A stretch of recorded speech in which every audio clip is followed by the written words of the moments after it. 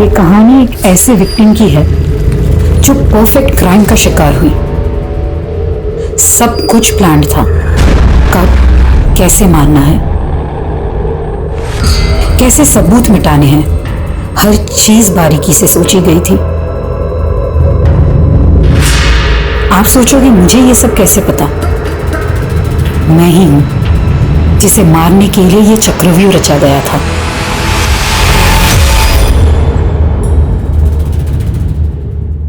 नमस्कार, मैं Divyanka Tripathi Dahiya crime petrol सतर्क विमेन अगेंस्ट क्राइम की श्रृंखला में आपका स्वागत करती हूँ। जिंदगी में अगले पल में क्या हो कोई नहीं जानता, लेकिन फिर भी हम हमेशा आने वाले पल के लिए फ्यूचर प्लान्स बनाते हैं, गोल सेट करते हैं, तैयारियों में लगे रहते हैं। लेकिन जिंदगी हमेशा चौंकाती है, कभी उम्मीद से ज्यादा दे देती है तो कभी उम्मीद से ज्यादा छीन लेती है।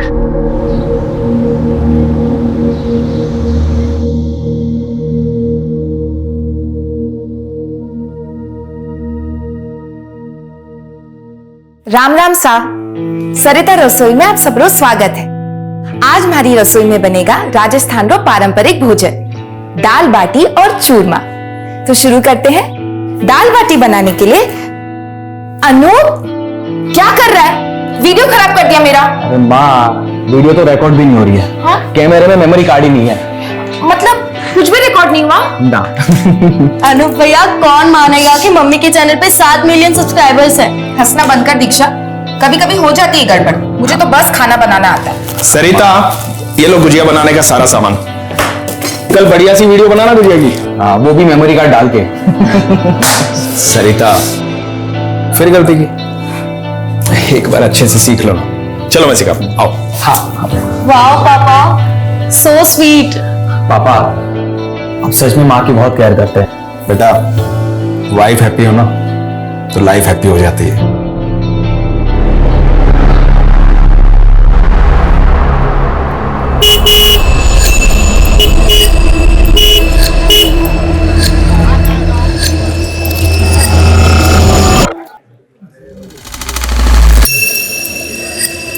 अरे हमको कुछ नहीं सुनना।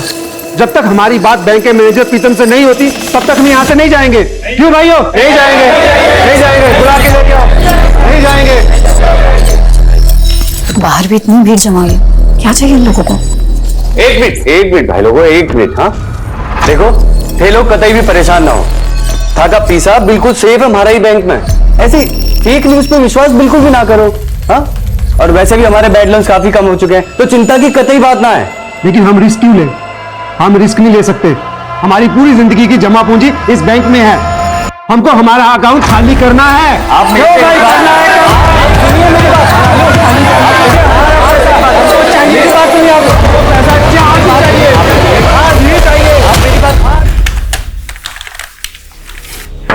हे रुचिका, मुझे ना वो ओल्ड लोन्स की फाइल्स देखनी है, डेटा शीट प्रिपेयर करना है। बस 5 मिनट लगेंगे। अरे 5 क्या 10 मिनट ले, आजा। वैसे आज पब्लिक ने बहुत बवाल किया ना बैंक में। रोज रोज ऐसे चलेगा तो कैसे काम करेंगे? अरे तेरी लिपस्टिक स्मज हो गई है। हाँ चल तू आजा, मैं 5 मिनट में टचअप करके आती हूँ। हाँ,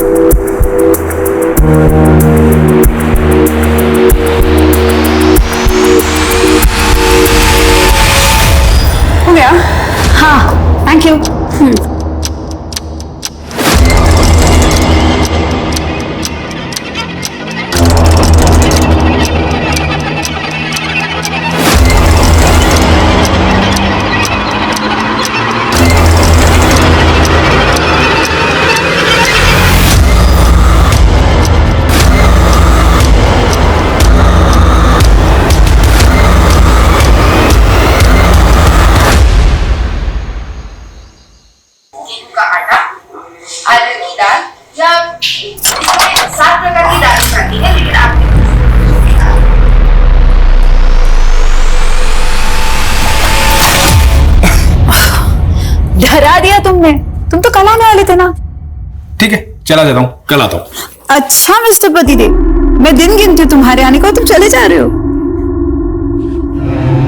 मैं तुम्हें बहुत मिस कर रहा था।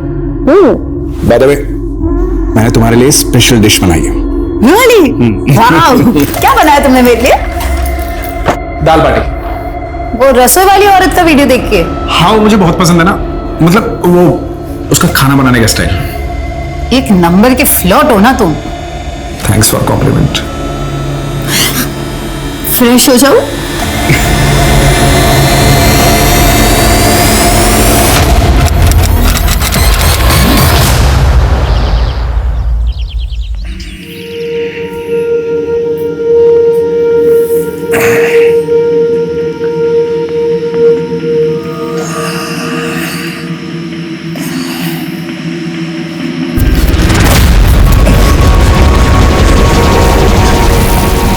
सरिता, ए सरिता, सरिता,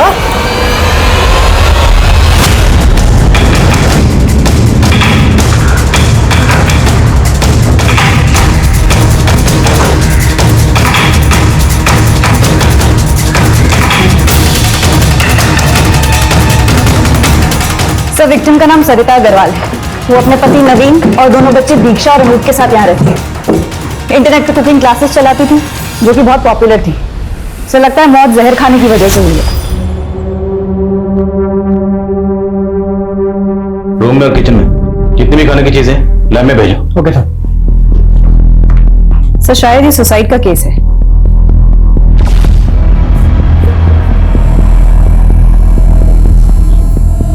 कल का कार्यक्रम, अगर किसी शख्स के जहन में खुदकुशी का ख्याल चल रहा हो तो कल की प्लानिंग करेगा। बॉडी को सबसे पहले किसने देखा?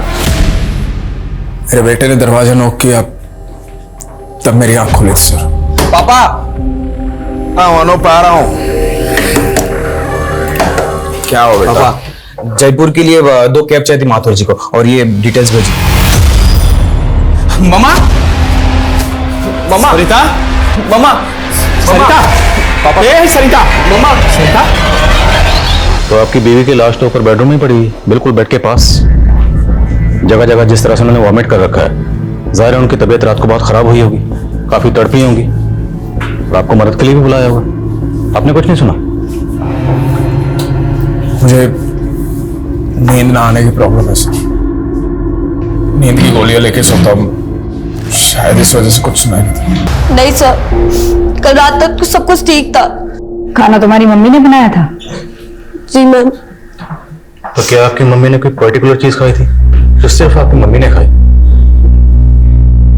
तुम्हारी मम्मी को कोई तकलीफ थी, कोई परेशानी, डिप्रेशन? नहीं मैम। क्या वो सुसाइड कर सकती हैं? नहीं, मम्मा सुसाइड कर ही नहीं सकती सर, ये इम्पॉसिबल है। उनके कितने बड़े सपने थे। वो अपने कुकिंग के चैनल को आगे बढ़ाना चाहते थे। वो भैया को और मुझे यूएस भेजना चाहते थे हायर स्टडीज के लिए। सब मम्मा सुसाइड नहीं कर सकती।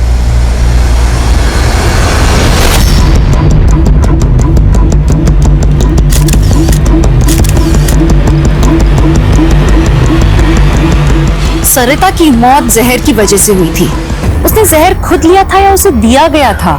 अभी इस राज से पर्दा उठना बाकी था। सरिता की मौत ने कई सवाल खड़े कर दिए थे कि क्या उसे नवीन की दोहरी जिंदगी के बारे में पता था, और क्या ये उसकी मौत का कारण था, या फिर इसके पीछे कोई बड़ा षड्यंत्र था। सरिता मर्डर केस की गुत्थी जितनी नजर आ रही थी उससे ज्यादा उलझी हुई थी। अभी इसे समझने में और सुलझाने में और बहुत वक्त लगने वाला था। Thank you so much. मैं भी आपसे बात करती हूँ। जैन सर। जय। सर, सरिता केस में लैब से फोन आया था। उनकी इनिशियल टेस्टिंग में सरिता की बॉडी से एल्यूमिनियम सल्फेट के ट्रेसेस मिले। एक तरीके का पेस्टिसाइड है जो इस एरिया में काफी कॉमनली यूज होता है। पेस्टिसाइड? तो ये तो कंफर्म हो गया कि सरिता की मौत जहर खाने की वजह से हुई। अब सवाल ये है कि सरिता ने ये जहर खुद खाया या किसने जबरदस्ती खिलाया? सर, इस तरीके का पेस्टिसाइड आजकल घरों में नहीं मिलता। एरिया में जितनी पेस्टिसाइड की शॉप है या डीलर है, सब जगह इंक्वायरी करो, शायद कोई लीड मिले।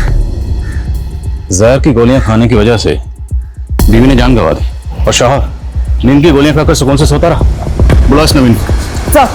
पेस्टिसाइड्स? सर, सरिता ऑर्गेनिक फूड में बिलीव करती थी, पेस्टिसाइड्स क्यों खरीदेगी?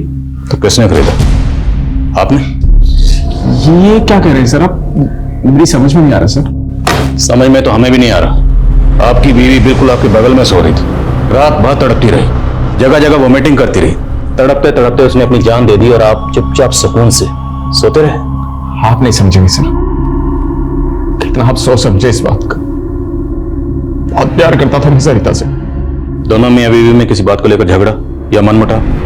मम्मी पापा तो जैसे एक दूसरे के लिए बने थे, लड़ते हुए क्या, हमने तो उनको ऊंची आवाज में बात करते हुए भी नहीं देखा था। वैसे भी महीने में 15 दिन तो पापा बिजनेस ट्रिप पर होते थे। तुम्हारे पापा बिजनेस ट्रिप पर कहाँ जाते थे? ज्यादातर कोटा, वहां पर उनकी ऑफिस की एक नई ब्रांच खुली थी। सर एक छोटी सी रिक्वेस्ट थी। बोले। मेरे बच्चों से ज्यादा सवाल जवाब मत कीजिएगा। मैं तो सह लूंगा, लेकिन मेरे बच्चे अब तक अपनी मां की मौत का सदमा नहीं झेल पाए। Thank you.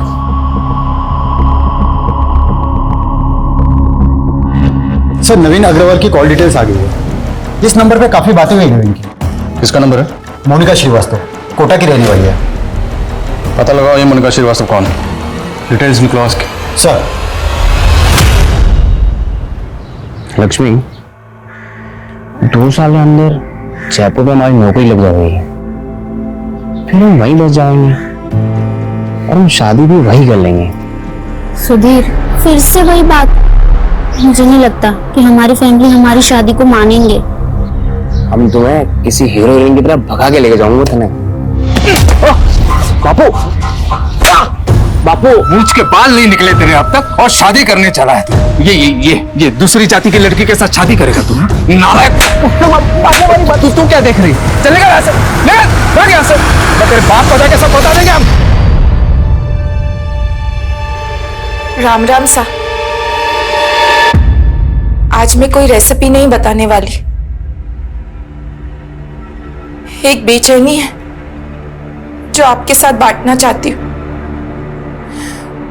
मुझे लगता था मेरी दुनिया में सब ठीक है, कोई दुख नहीं,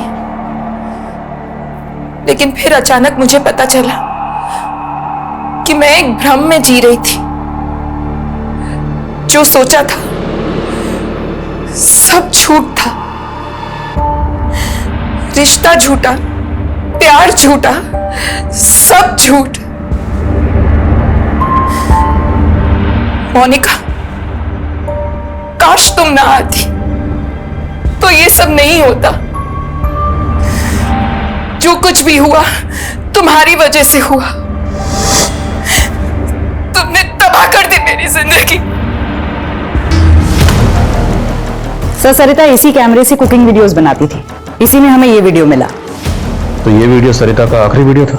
नहीं सर, इसके बाद सरिता ने एक और कुकिंग वीडियो बनाया था, लेकिन इस वीडियो की तरह उसमें भी वो काफी हताश लग रही थी। सुसाइड पॉसिबल है। इस वीडियो में सरिता ने किसी मोनिका का जिक्र किया है और नवीन के कॉल रिकॉर्ड्स में भी किसी मोनिका का जिक्र है।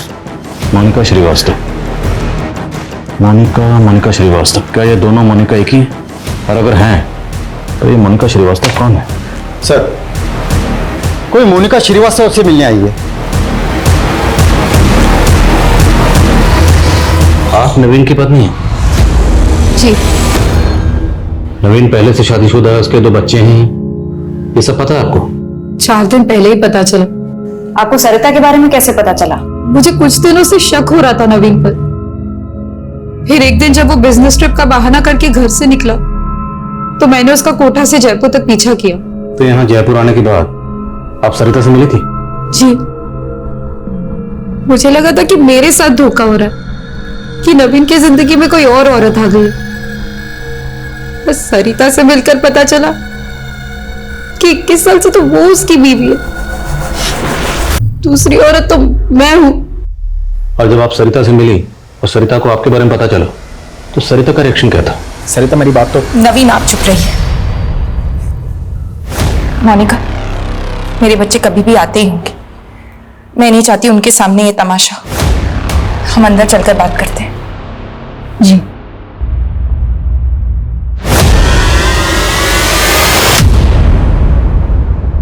मैं तुम्हारा गुस्सा समझ सकती हूँ मोनिका, लेकिन मैं तय नहीं कर पा रही हूँ कि मुझे क्या करना चाहिए। मेरे बच्चों का क्या होगा? देखो सरिता, अगर तुम नवीन के साथ रहना चाहती हो तो मैं उसे तलाक दे दूंगी और तुम्हारे रास्ते भी कभी नहीं आऊंगी। सरिता सोचो, क्या तुम नवीन के साथ सच में रहना चाहती हो? जिस इंसान ने हम दोनों को इतने टाइम से धोखा दिया, वो तो कल अपने बच्चों को भी धोखा दे सकता है। तुम आराम से इस बारे में सोचो और फिर फैसला लेना। और क्या फैसला किया सरिता ने? पता नहीं सर, पर मैंने अपना फैसला कर लिया था। मैं नवीन को छोड़ने वाली थी और जितना मैं सरिता को समझी, मुझे लगता है वो भी नवीन के साथ नहीं रहती। वो सिर्फ और सिर्फ अपने बच्चों की वजह से असमंजस में थी। लेकिन सरिता का ये वीडियो तो कुछ और ही कहता है। मोनिका, जो कुछ भी हुआ तुम्हारी वजह से हुआ। तुमने तबाह कर दी मेरी जिंदगी। नहीं मैम, नहीं, ऐसा नहीं हो सकता। मुझे नहीं लगता कि सरिता को मुझसे कोई भी प्रॉब्लम थी। आई एम श्योर उसने इमोशन में आके ये सब कहा है।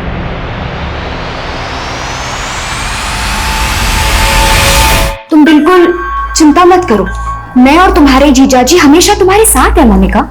ये लीजिए, आप लोग नाश्ता कर लीजिए पहले। ये ले। हाँ नहीं दीदी। अरे अच्छा, कुछ दूसरा बनाओ तेरे लिए। बोल। भूख नहीं है ज्योति दीदी। कुछ दिनों पहले तक मैं कितनी खुश थी। एक पति था जो सिर्फ मुझसे प्यार करता था, वो तो चला गया और ऊपर से ये पुलिस का चक्कर। सरिता ने भी अपनी वीडियो में मेरा ही नाम लिया।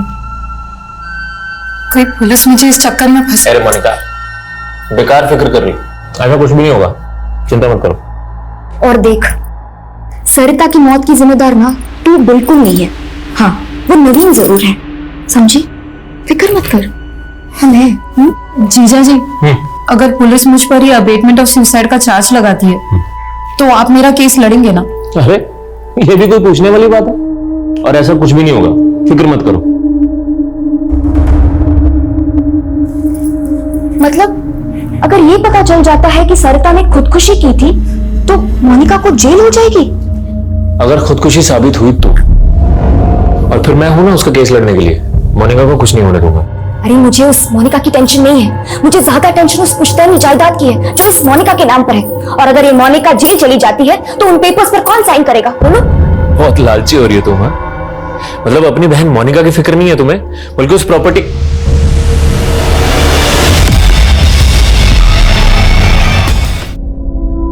नमस्ते भाई साहब। नमस्ते। ये गुड्डू भाई से मैं दवा भेजी। अंदर आ जा। अंदर? अरे बड़ी रकम है, गिन के लेगा ना, चल आजा अंदर।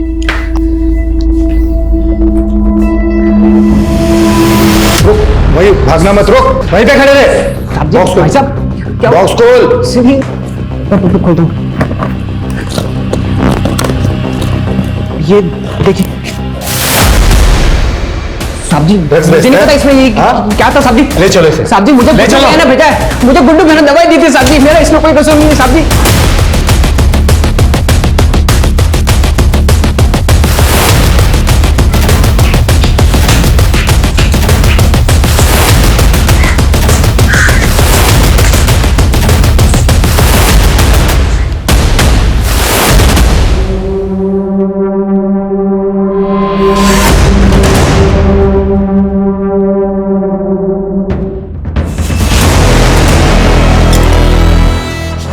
भैया कहाँ थे आप सारी रात?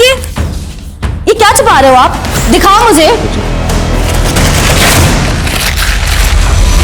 सर, आप माँ को गुजरे हुए अभी एक हफ्ता भी नहीं हुआ और आपने ये सब शुरू कर दिया।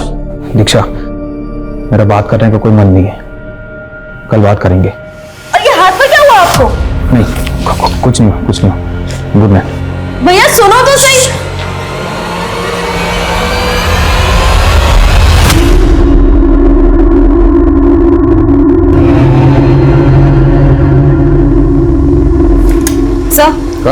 सर, सरिता की डिटेल पोस्टमार्टम रिपोर्ट आ गई है। रिपोर्ट के मुताबिक सरिता की बॉडी से पेस्टिसाइड का हैवी डोज मिला है, 3 टैबलेट्स जितना हैवी। सर, ये पॉसिबल ही नहीं है कि इतना हैवी डोज खाने में मिलाकर दिया जाए और खाने वाले को पता ही ना चले। घर से ये फूड आइटम्स कलेक्ट किए, उसमें कुछ मिला? नहीं सर, किसी भी खाने की चीज में किसी भी तरीके का पेस्टिसाइड का ट्रेस नहीं मिला है। डॉक्टर्स का कहना है कि इतनी हैवी डोज लेने के बाद सरिता को वॉमिट होनी ही होनी थी, लेकिन वो कुंभकर्ण नवीन वो वहीं सोता रहा, उसकी आंखें नहीं खुली। तो हो सकता है सरिता को पेस्टिसाइड्स इस नवीन ने दी। सर अगर ये नवीन कॉमन थ्रेड है तो मोनिका की मौत का पैटर्न बिल्कुल अलग है। उसकी मौत गला घुटने की वजह से हुई। वो तो होना ही था। 2 औरतों का कत्ल हुआ और जिन 2 औरतों का कत्ल हुआ वो दोनों की दोनों नवीन की बीवियां। अब अगर वो दोनों को एक ही पैटर्न से मारता तो सीधा सीधा शक इसी पे जाता, शातिर खिलाड़ी। अब इससे इसी के तरीके से पूछताछ करनी पड़ेगी। सर मेरी नवीन की बेटी दीक्षा से बात हुई थी। उसका कहना है कि नवीन रात से घर ही नहीं आया। कहीं नवीन फरार तो नहीं हो गया है? सर नवीन अग्रवाल आया। बापू बापू मुझे माफ कर दो बापू, मारे से गलती हो गई बापू। गलती तो मुझसे हुई है। उस दिन मैंने कुछ ज्यादा ही शक्ति बरत दी थी तुझ पर। बापू मैं बताया पानी।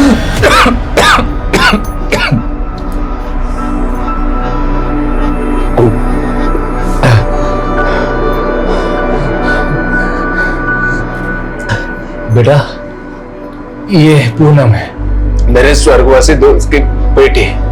मेरी बीमारी में इसी ने मेरा ध्यान रखा है। इसका कोई नहीं है बेटा, इससे शादी कर ले, सुखी रहेगा तू। भागा नहीं था सर मैं, वो समझ में नहीं आ रहा था बच्चों का सामना कैसे करूं। अपने दोस्त ऋषिकांत के यहाँ रुक गया था। आप चाहे तो फोन करके कंफर्म कर लीजिए। पूरी तैयारी करके है, पर कोई फायदा नहीं है क्योंकि तुम्हारी दोनों बीवियों की मौत का प्राइम सस्पेक्ट तू ही है। बोल क्यों मारा दोनों को? सर मैंने नहीं मारा सर। अरे मारा तो मुझे किस्मत ने है सर। 21 साल का था मैं, सिर्फ 21 साल का सर। मेरे राक्षस बाप ने उस सरिता को मेरे गले बांध दिया था।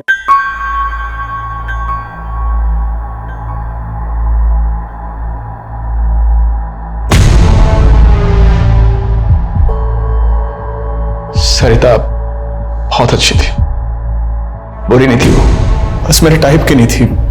मुझे चाहिए थी कोई वेस्टर्न कपड़े पहनने वाली, अंग्रेजी बोलने वाली, जो मेरे साथ पार्टी में जा सके, जिसके साथ मैं बिजनेस आइडिया शेयर कर सकूं। इसलिए तूने मोनिका को फंसाया? मोनिका को मैंने नहीं फंसाया मैम, मोनिका ने मुझे फंसाया।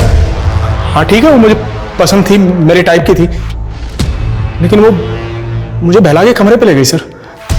उन दिनों वो चल रहा था, मैंने मजबूरी में शादी की उससे। अगर तू सच्चा था तो पुलिस के पास क्यों गया? सॉरी टू से सर,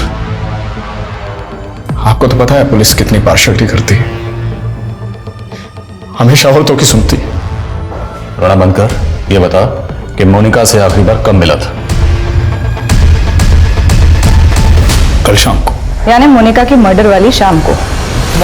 मोनिका मेरी बात तो सुनो। I love you so much. तुम्हें नहीं पता मेरी शादी किस हालत में। Stop it. तुम्हारा एक और झूठ सहने की ताकत नहीं है मुझ में। मोनिका मैं मानता हूं मेरी गलती है, I am so sorry, please मुझे माफ कर दो। तुम्हें तुम्हारी किए की सजा भुगतनी पड़ेगी, और जो तुमने मेरे साथ किया ना वो मैं कभी नहीं भूल सकती। मोनिका एक बात प्लीज प्लीज मेरी बात तो सुनो। मोनिका चिल्लाने लगी सर, वहां भीड़ इकट्ठा हो गई थी, मैं वहां से निकल गया। मैंने तो अगले दिन सुबह मोबाइल पर उसकी मौत की खबर देखी सर। तुम्हारी दोनों बीवियां मर चुकी हैं और मरने से पहले जो आखिरी मैन उन्हें मिला था वो तू ही था जेंटलमैन। इत्तेफाक था सर, इसका मतलब ये थोड़ी मैंने उनको खून कर दिया। आप सबूत ढूंढिए सर, सबूत मिलेगा ही नहीं क्योंकि मैं बेगुनाह हूं। सबूत तो सुरेखा। जैन सर। जी सर। नवीन, तुम्हारे भले के लिए कह रही हूं, जो भी जानते हो सच सच बता दो, वरना इस केस में तुम बहुत बुरे फंसोगे। सुरेखा जी, एक आप ही हैं जिसको चिंता है हमारी। यहाँ एक काम कीजिए, अपना नंबर दे दीजिए, यहां से निकलते ही फोन करूंगा, साथ में डिनर करेंगे हम लोग। वैसे भी आपने बिना हथकड़ियों के मेरा दिन तो कैद कर ही लिया है। Sir postmortem report. Sir Monica की मौत गला घोटने की वजह से ही हुई थी, और वो भी उसी के दुपट्टे से। सर उसके ब्लड में अल्कोहल और स्लीपिंग किल्स के ट्रेसेस भी पाए गए हैं। एक बात और सर, मोनिका के प्राइवेट पार्ट में सीमेंट के ट्रेसेस भी मिले। Yes sir. और बदन पे कोई खरोच या जोर जबरदस्ती के निशान? No sir. मोनिका के ब्लड में अल्कोहल और स्लीपिंग पिल के ट्रेसेस, मतलब जिस वक्त उसकी मौत हुई वो बुरी तरह से नशे की हालत में थी, कोई जोर जबरदस्ती नहीं हुई थी, रेप तो नहीं हो सकता। Right sir. और सर पोस्टमार्टम रिपोर्ट के मुताबिक उसने रात को कुछ भी नहीं खाया था सिवाय चने के। चना? वैसे मोनिका तो अब रही नहीं, तो हम जमीन तो बेच सकते हैं ना। आप कोई बायर ढूंढ लो ना। जितनी जल्दी जमीन बिकेगी ना उतना हमारे लिए अच्छा होगा, है ना।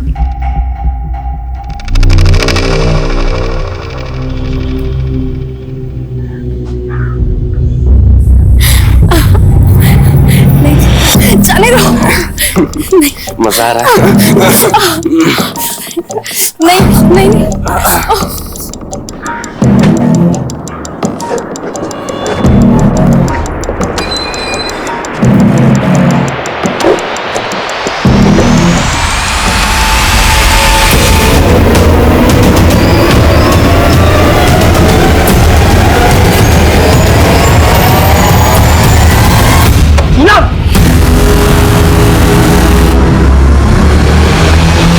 सर ये नवीन तो बहुत ही कमीना इंसान, न इसे अपनी दोनों बीवियों के मरने का दुख है, न अपने किए का पछतावा, और न दोनों बच्चों की फिक्र। सर निहायत ही मतलबी आदमी है, सिर्फ अपने बारे में सोचता है। हाँ, लेकिन हमारे पास इसके खिलाफ कोई ठोस सबूत नहीं है। बिना सबूत के उसे ज्यादा वक्त तक यहाँ नहीं रख सकते। सर लेकिन हम उसे सर मोनिका की कॉल डिटेल्स। सर वारने से एक दिन पहले मोनिका की अजमेर के एक बैंकर से बात हुई, और सर उसने एक कैब ड्राइवर योगेंद्र को भी कॉल किया था। मेरी योगेंद्र से बात हुई है सर, उसने कंफर्म किया है कि वो मोनिका को अजमेर एक बैंक में लेकर गया था, और उसके बाद उसने यहाँ जयपुर लाकर उसे छोड़ दिया था। मोनिका वाज बैंकर, तो हो सकता है अजमेर अपने किसी बैंक के काम से गई हो। नहीं सर, यही तो इंटरेस्टिंग बात है सर।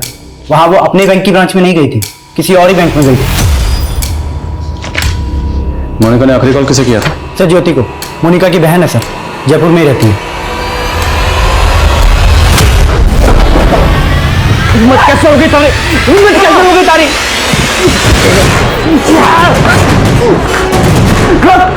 रुक कमीने!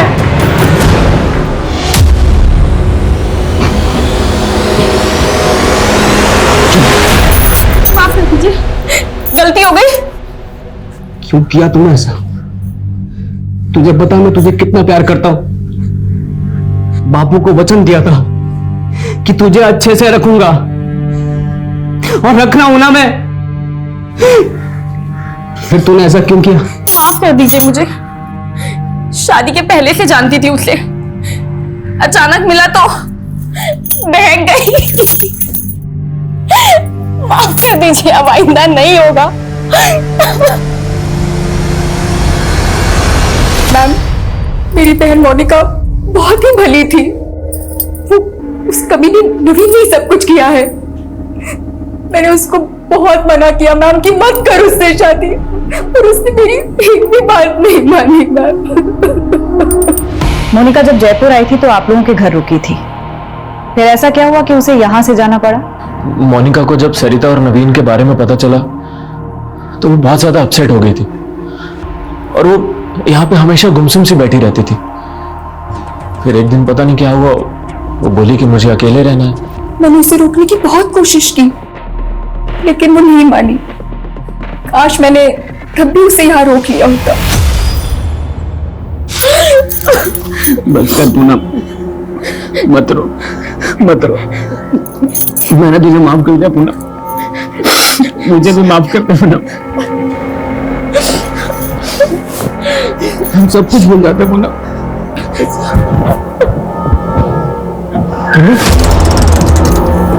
सर यही बचाओ! बचाओ! बचाओ! बचाओ! क्या कर रही है तू? बचाओ! नम खून बह रहा है, पागल। बचाओ! बच्चा फोन नम क्या कर रही है? छोड़ उसे। तू क्या कर रहा है यहाँ पे? देखा सर क्या किया इसने? सर ये सर रोज ही मारता है पूनम को, और सर मैं बचाने गया तो मुझे भी मारा। तुम चुप क्यों पूनम, बताओ ना सर को। जी, ये मुझे बहुत पीटता है, कभी बेल्ट कभी चप्पल जो दिख जाए। नाटक मत कर। सर मारी ले जाओ इसे। डबल प्लान है सर, डबल प्लान है सर। सर मेरी बात को सुनिए sir.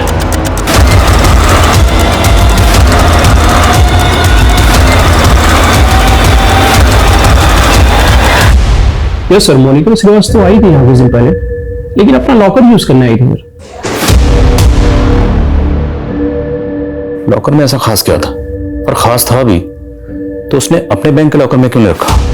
Sir, need to check the locker. Sir उसके लिए हायर अथॉरिटी से परमिशन लेनी पड़ेगी।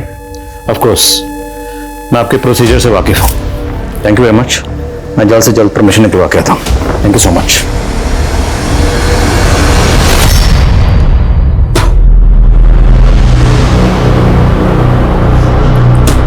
क्या कर रहे हो भाई साहब? अबे शुगर मरा, तेरे मुंह पे नहीं दूंगा मैंने। सो जा कंबल ओढ़कर।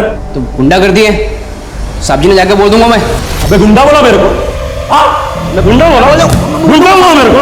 गुंडा बोला? गुंडा बोलते?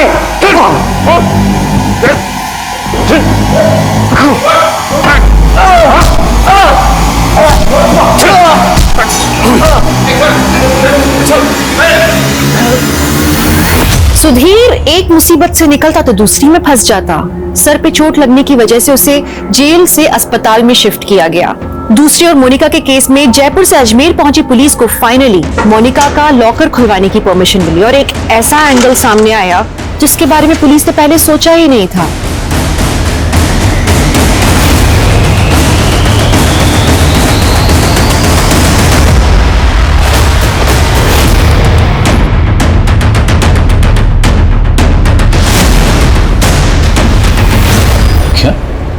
मोनिका एक विसल ब्लोअर थी? जी सर, मोनिका अपने बैंक में हो रहे एक स्कैम को एक्सपोज करने के लिए एविडेंस इकट्ठा कर रही थी। लगभग 1500 करोड़ के लोन्स नकली डॉक्यूमेंट्स पर अप्रूव हुए। पिछले 15 साल से सिर्फ छोटे छोटे अमाउंट का ये स्कैम हो रहा था, इसलिए लोगों की नजर में नहीं आ रहा था। तो क्या मोनिका और सरिता के केसेस को आपस में कनेक्ट करके हम कोई गलती कर रहे हैं? क्योंकि मुमकिन है मोनिका के कत्ल के पीछे इस स्कैम में से कोई हो। सर, मोनिका को जिसने मारा वो उसे अच्छे से जानता था। मोनिका अपने बैंक में फ्रॉड कर रहे लोगों के साथ इतनी आसानी से नहीं जाती। करेक्ट, लेकिन अब हमें आईडी से कांटेक्ट करना होगा और ये सारा डाटा उन्हें हैंड ओवर करना होगा। Let them investigate.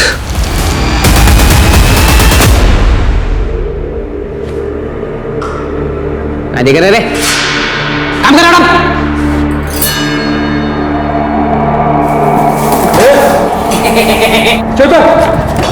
साहब मच्छर गिरा, मच्छर मच्छर मच्छर मच्छर काट रहे हैं मेरे।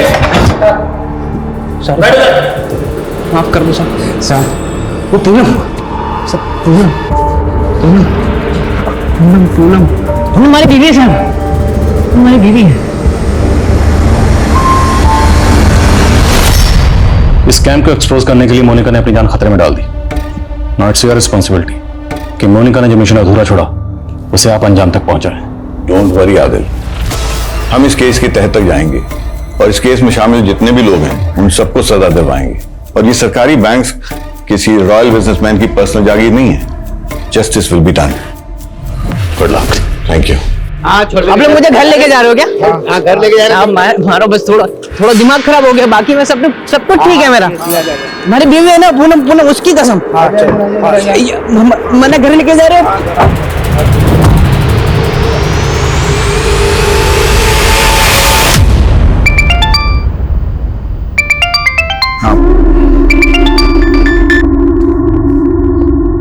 सॉरी मेरी जान, बहुत दिन हो गए ना बात हुए, लेकिन जल्दी मिलने आ रहा हूँ। अब कोई जरूरत नहीं आने की। मैंने तुमसे शादी इसलिए नहीं की थी कि तुम मुझसे बार बार दूर जाओ। बहुत हो गया अब। ये सोच लेना कि मैं तुम्हारे लिए मर चुकी हूँ। मैं जा रही हूँ घर छोड़ के।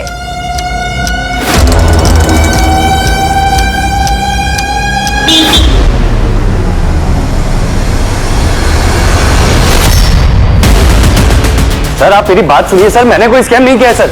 सर आप कहाँ लेके जा रहे हैं मुझे? सर मेरी बात तो सुनिए। अरे ज्योति, हाँ, अरे डील हो गई है फाइनल।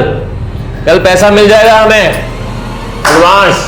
अच्छा, हाँ सर, अशोक नाम का एक कांस्टेबल है जो उसे यहाँ पोस्टिंग होकर आया है। सर उसने एक मर्डर केस के बारे में बताया। सर ये 10 साल पुराना केस है। मेरी पोस्टिंग जयपुर में ही एक दूसरे थाने में थी, तब वहां पर प्रियंका नाम की 24 साल की लड़की का केस आया था। उस दिन जब मैं मोनिका की पोस्टमार्टम रिपोर्ट देख रहा था तो फौरन मुझे ये केस याद आया। उसके इंटेस्टाइन में चने मिले थे, बियर की बोतल भी मौका वारदात पर मिली थी। विक्टिम के साथ सेक्स हुआ था, रेप नहीं। और जहां पर विक्टिम की बॉडी मिली थी उसे वहां नहीं कहीं दूसरी जगह पर मारा गया था, ठीक मोनिका की तरह। उस केस में मुजरिम पकड़ा गया था? नहीं सर। जब तक ये केस सॉल्व नहीं हो जाता हम चैन से नहीं बैठेंगे। आई थिंक हमें इस केस को देखने का नजरिया बदलना पड़ेगा। शायद ये किसी सीरियल किलर का काम है जो अलग अलग औरतों को मारता है लेकिन एक सेम पैटर्न से। पिछले 10 साल में राजस्थान में जितनी भी औरतों का कत्ल सेम पैटर्न से हुआ वो सारे केसेस खंगालो। Okay sir.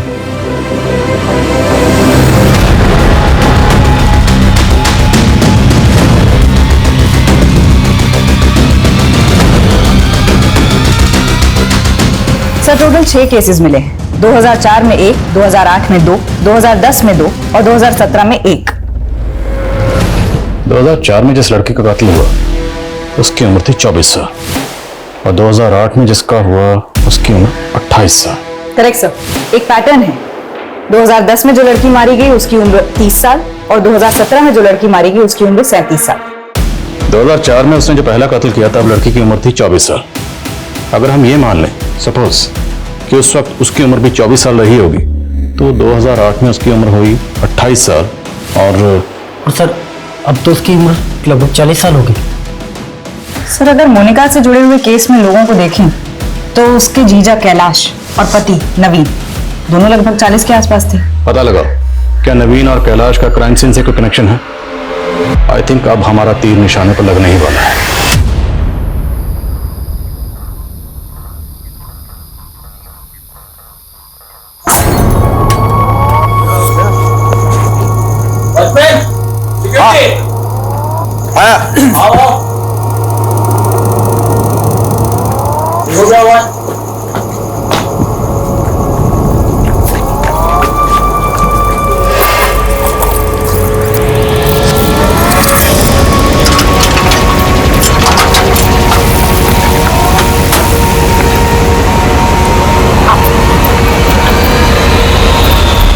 सर खबरियों से पता चला मोनिका और ज्योति के पास एक पुश्तैनी जमीन थी जो अब ज्योति और कैलाश मिलकर बेच रहे हैं। बहन का गुजरे अभी एक हफ्ता भी नहीं हुआ और ये जमीन बेचने की तैयारी में। बुला दो नमी बीवी को। सर देखिए, अब वो जमीन ज्योति की है और अगर हमें उसकी अच्छी डील मिल रही है तो उसको बेचने में दिक्कत क्या है सर? जब तक केस का फैसला नहीं आ जाता आप वो जमीन नहीं बेच सकते। और क्या पता मोनिका का कत्ल उस जमीन की वजह से हुआ। आप कहना क्या चाहते हैं? आपको लगता है कि हमने मोनिका को मारा है? क्या पता। सर हमारा उसमें क्या फायदा? सबसे ज्यादा फायदा तो आपका ही हुआ। पहले आप आधी जमीन की मालकिन थी, अभी आप पूरी जमीन की मालकिन यार, हो। ये सब क्या कह रहे हैं? हाँ? एक मिनट तुम शांत रहो, मैं बात कर रहा हूँ। सर अगर आपको ऐसा लगता है तो आप लोगों के पास सबूत क्या है? सुरेखा एक आदमी लगाओ इनके पीछे, बोलो इनकी हर हरकत पे नजर रखे। सर एक्सक्यूज मी सर 3 और मर्डर केसेस का पता चला है सर। सेम पैटर्न है, एक 2006 में हुआ था, एक 2014 में और एक 2018 में। 2006 में जिस विक्टिम का कत्ल हुआ उसकी उम्र थी 26 और 2014 में जिसका कत्ल हुआ उसकी उम्र थी 34 और 2018 में जिसका कत्ल हुआ उसकी उम्र थी 38।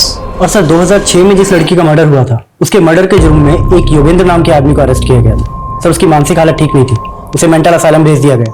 वहां से वो कुछ के साथ फरार हो गए। सर आज तक पकड़ा नहीं गया। तो योगेंद्र की जेल अथॉरिटीज के पास कोई फोटो वगैरह तो होगी? जी सर। सर ये अब ऐसे मेंटल असाइलम भेजा गया तो जाहिर है इसके साइकोलॉजिकल टेस्ट भी होंगे। सर ये भी हो सकता है कि कोई इस योगेंद्र का पैटर्न कॉपी कर रहा हो। ये भी हो सकता है, लेकिन अब यहाँ तक पहुंचे तो एक चांस तो लेकर देखते हैं। पता करो कि इस योगेंद्र का विक्टिम से क्या कनेक्शन है। और इसकी तस्वीर तकरीबन 14-15 साल पुरानी है, तो योगेंद्र आज कैसा दिखता होगा। सालों पुराने केसेस खंगाले जाने लगे, पुराने कैदियों से पूछताछ हुई। पुलिस की खोज का दायरा बहुत ज्यादा बढ़ चुका था। ये घास के ढेर में सुई ढूंढने जैसा था, लेकिन पुलिस डटी रही और उन्हें एक सुराग मिला। ये देखिए सर, इस वीडियो में मोनिका गाड़ी में जाती हुई दिख रही है। थोड़ा जूम करने पर गाड़ी का नंबर प्लेट और ड्राइवर का चेहरा साफ दिख रहा है। थोड़ा जूम कर।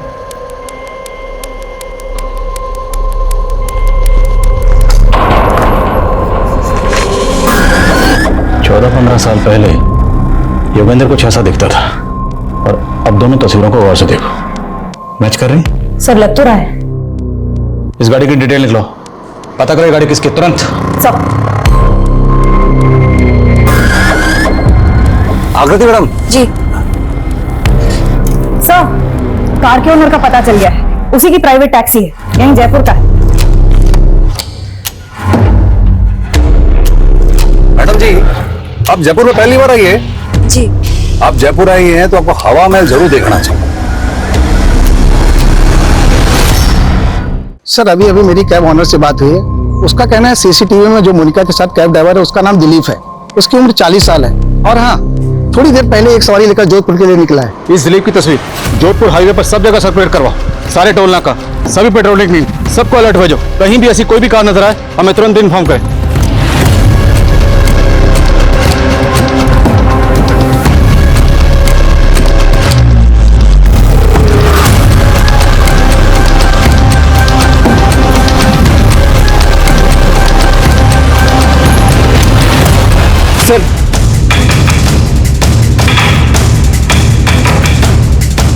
सर गाड़ी ने अभी अभी जोधपुर हाईवे से लेफ्ट टर्न लिया है। नजर रखो उस पे और फॉलो करते रहो। Okay sir.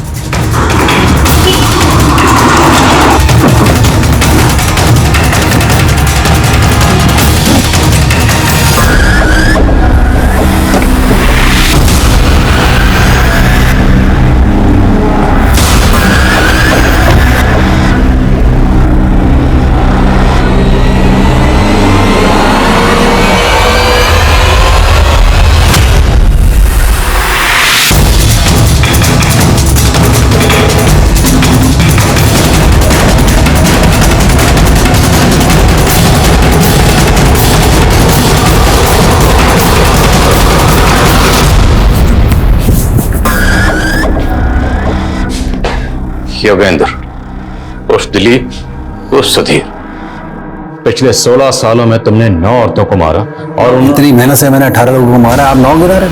अगर मैंने 9 को मारा तो बाकी क्या 9 आपने मारे। ये सबसे पहले शुरू हुआ मेरी जो पीड़ित में पूनम, उसने झूठे केस में जेल भेज दिया। ड्रग सप्लाई का इल्जाम तो फंसी था, कोर्ट ने सजा सुना दी और 1 साल के बाद जब मैं वापस आया, तूने पूनम को मारा बदला लेने के लिए, बाकी औरतों को क्यों मारा? मेरा बदला काम पूरा हुआ था। ये सारी औरतें ऐसी हैं।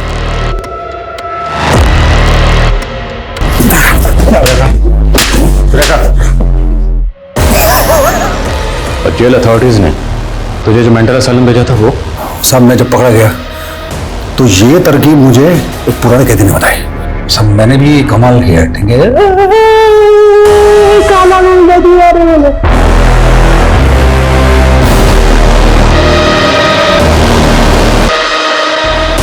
तूने हमेशा अपनी उम्र की औरतों को मारा, ऐसा क्या? नहीं, ऐसा नहीं है।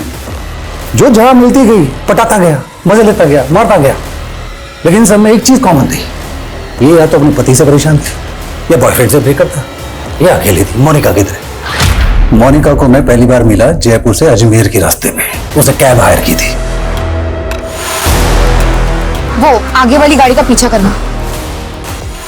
मारे को वो पहली बार में पसंद आ गए थे, लेकिन उसके पति ने उसके साथ धोखा किया था तो वो बहुत उदास थी, पति की जासूसी कर रही थी। मैंने उसको बहुत हंसाने की कोशिश की लेकिन बात नहीं बनी। फिर एक और दिन मौका हाथ लगा।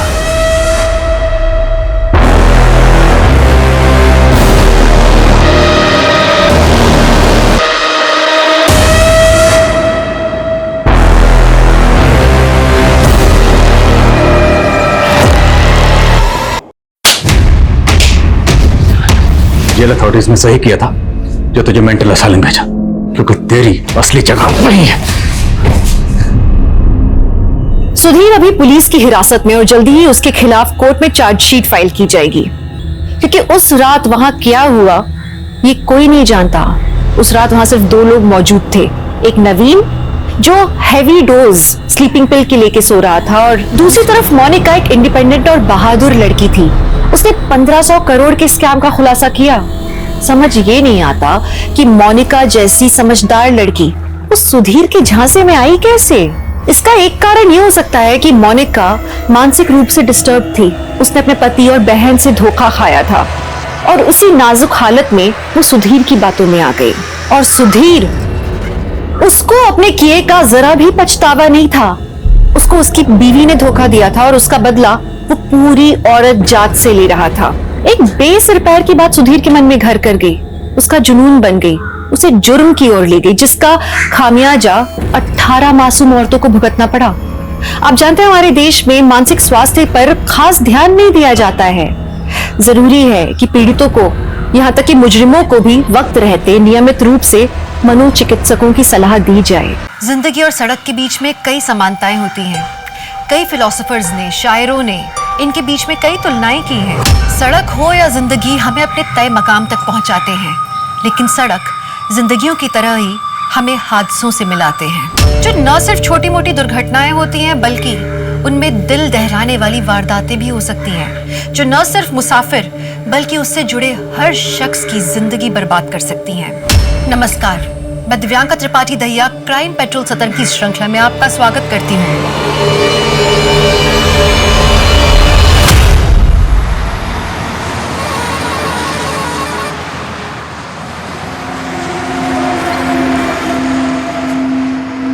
और क्या लाओ साहब?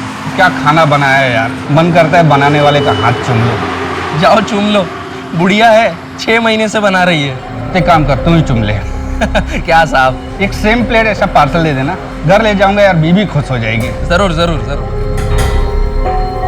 चंद्रिका दी, आपके खाने की बहुत तारीफ हो रही है, बस यही स्वाद बनाए रखना, अगले महीने में आपकी पगार भी बढ़ा दूंगा।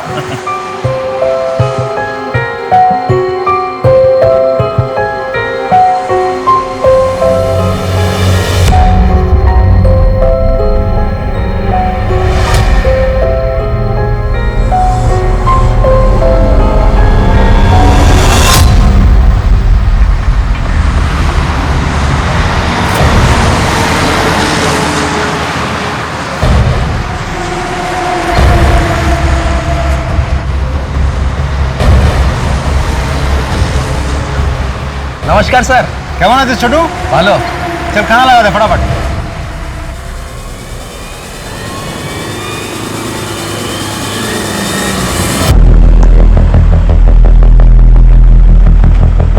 अरे भैया, बरेपुर तक जाना है। 500 रुपए लगेगा भैया, हमेशा 150 में जाता हूँ, अब 200 ले लेना। अरे भाई इतना ही लगेगा, आगे अगर 2-3 आदमी मिलेंगे तो आधा आधा बांट लेना। भैया एक घर में कॉल कर दूं? हेलो, हाँ हमें गाड़ी मिल गई है, हम सीधा घर ही आएंगे। हाँ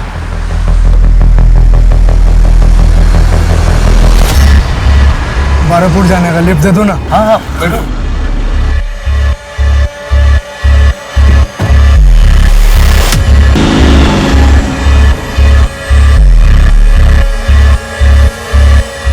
भैया थोड़ा साइड कर दो यार, बहुत जोर की पेशाब लगी है, साइड कर दो।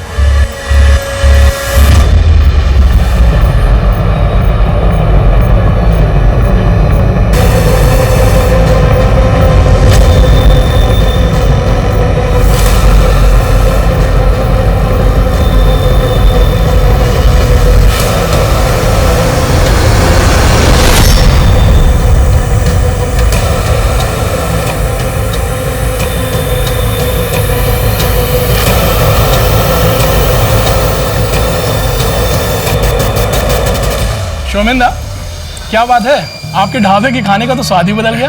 खूब टेस्टी। क्या है कि मेरा पुराना कारीगर काम छोड़कर चला गया, बस ये बिहारी चाची मिल गई, बहुत जरूरतमंद थी और खाना बहुत ही टेस्टी बनाती हैं, बस मैंने ये किचन उनके हवाले कर दी। अच्छा जल्दी बताओ कितना हुआ? अरे सर, जो हमेशा देते हो वही दे दो। ये लीजिए। छोटू। हाँ सर। रागटा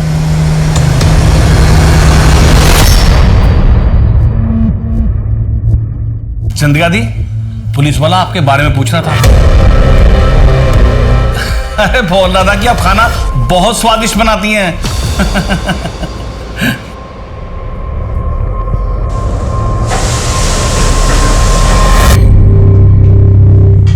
दीदी कब तक ये दाल भात खाएंगे? ना छोक ना तलकारी, और माछ तो कितने दिनों से नहीं खाया है। अरे उस दिन तो खाया था ना माछ भात। कब? अरे चौधरी काकू की शादी में। हाँ। और मीना मासी के घर पे तुझे पूजा में रसगुल्ले भी तो दिए थे उन्होंने। हाँ। तुझे पता है, जब अपने माँ बाबा थे ना तो माँ बहुत अच्छा खाना बनाती थी। तू बहुत छोटा था लेकिन बहुत चाव से खाता था। माँ क्या क्या बनाती थी? शुक्तो, बेगुन भाजा, चटनी, शोरशे बाटा माछ और भी बहुत कुछ बनाती थी।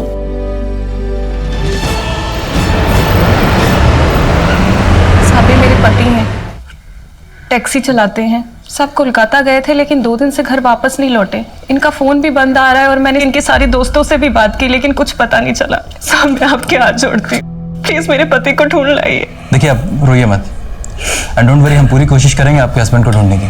एक काम करो, इनकी एफआईआर दर्ज करो और इनसे इनके पति का मोबाइल नंबर लेके उसे सर्विलेंस पे डाल दो। अब देख तू इसे कैसे आउट करता हूँ। आउट है, तू आउट है। नहीं, तूने चीटिंग की मेरे साथ, अब तो तू गया। करेगा अगली बार से तू। करो छो, रुको। मैं बाबा को बोल दूंगा, वो तुम भिखारियों को इस गली से ही भगा देंगे, फिर जाकर रहो नदी के उस पार। नहीं राजा, ऐसा मत करना। मिंटू बदमाश, कितनी बार कहा कि मारपीट मत किया कर। चल सॉरी बोल राजा को। सिर्फ माफी से काम नहीं चलेगा। सबके सामने तूने मुझे मारा, अब सबके सामने ही तुझे मुझसे मार खानी पड़ेगी, हारना पड़ेगा। पर राजा मिंटू सॉरी बोल रहा है ना। बाबा अच्छा सुनो, मिंटू नहीं मान रहा तो तू मुझे मार। अरे रुक, मैं तुझसे मार भी खा लूंगा और हार भी जाऊंगा।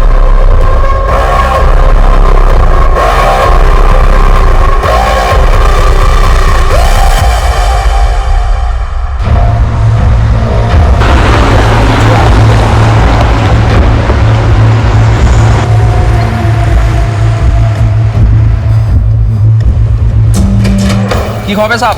ये तेरे पास ही रख, एक काचा कोला और तरकारी ला। अरे साहब ये ढाबा है, इधर घर का नहीं होटल का खाना मिलता है। एक काम कर, तू तेरे महाराज से पूछ, अगर बना देगा ना तो मेहरबानी होगी। अरे साहब इधर महाराज नहीं महारानी है, फिर भी पूछता हूँ।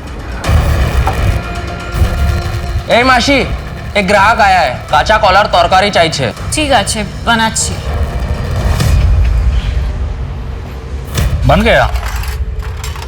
थैंक यू बोलना महाराज, महारानी को।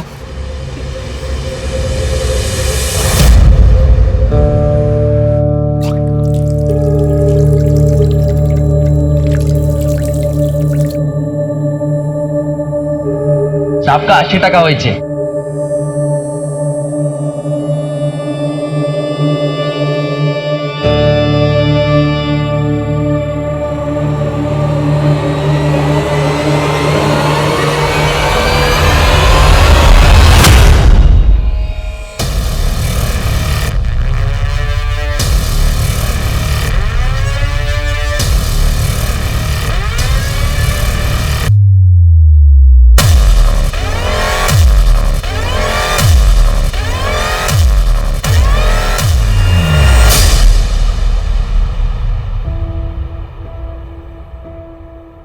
सॉरी मिंटू, मेरी वजह से तुझे इतनी मार खानी पड़ी।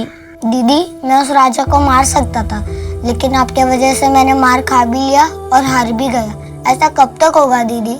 हम गरीबों की ताकत का कोई मोल नहीं होता चिंटू, हाथों की जीत को भी हारना पड़ता है। ऐसी दुनिया चलती है। जब तू ये समझ जाएगा ना, तकलीफ अपने आप बंद हो जाएगी। दीदी आप तो समझ गई है, फिर भी आपको तकलीफ होती है ना? बहुत बड़ा हो गया है रे तू, चल अब जल्दी से सो जा। बड़े होकर के क्या क्या करना है उसके सपने भी तो देखने हैं ना।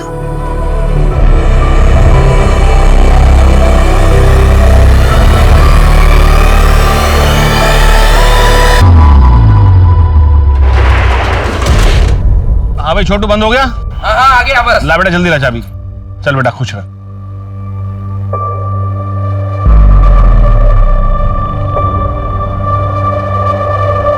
क्या बात है छोटू सेठ, लगता है अच्छी टिप मिली है। हाँ फिर तो क्या बोलता है, चलें मस्त मूड बनाते हैं, मौका भी है, दस्तूर भी है। और अबे तेरे अम्मा की उम्र की है, चल अपने उम्र की ढूंढते हैं। यस ये हुई ना बात। चल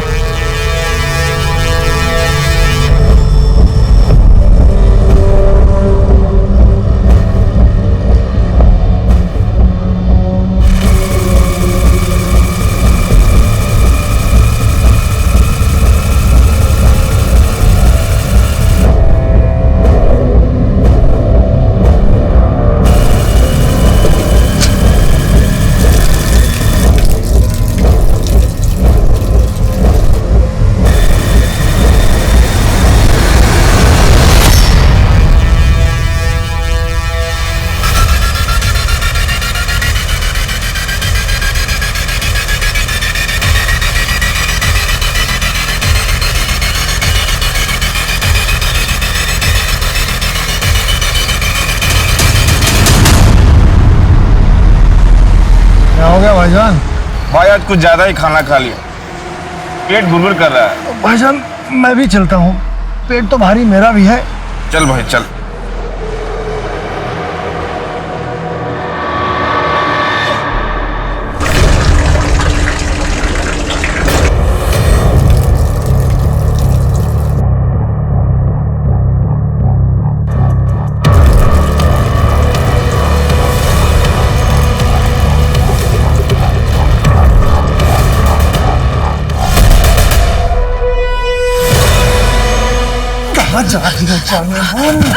कहाँ जाएगी तू भाग के? भाईजान गिराओ ना जल्दी। छोड़ो मुझे। भाईजान जल्दी। छोड़ो छोड़ो मुझे। भाईजान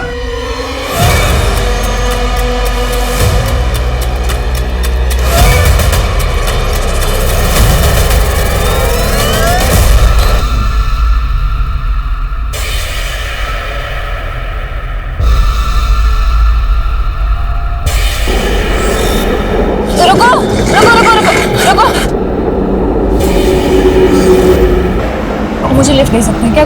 थोड़ी दूर पे जाना है। आइए।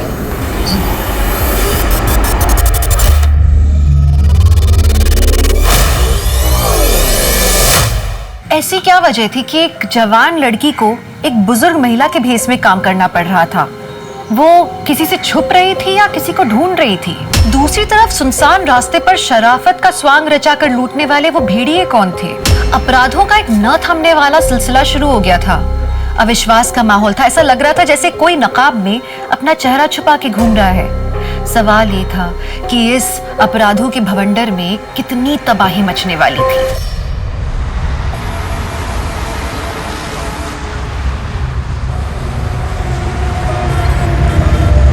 मासी! अरे बाप रे, चंद्रिका मासी! मासी! चंद्रिका मासी! मासी!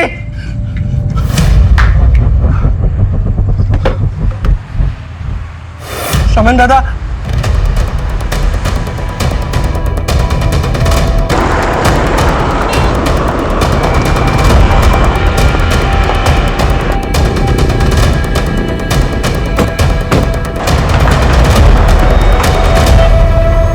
आप ही ने फोन किया? जी सर, मैं ढाबे का मालिक शोमैन।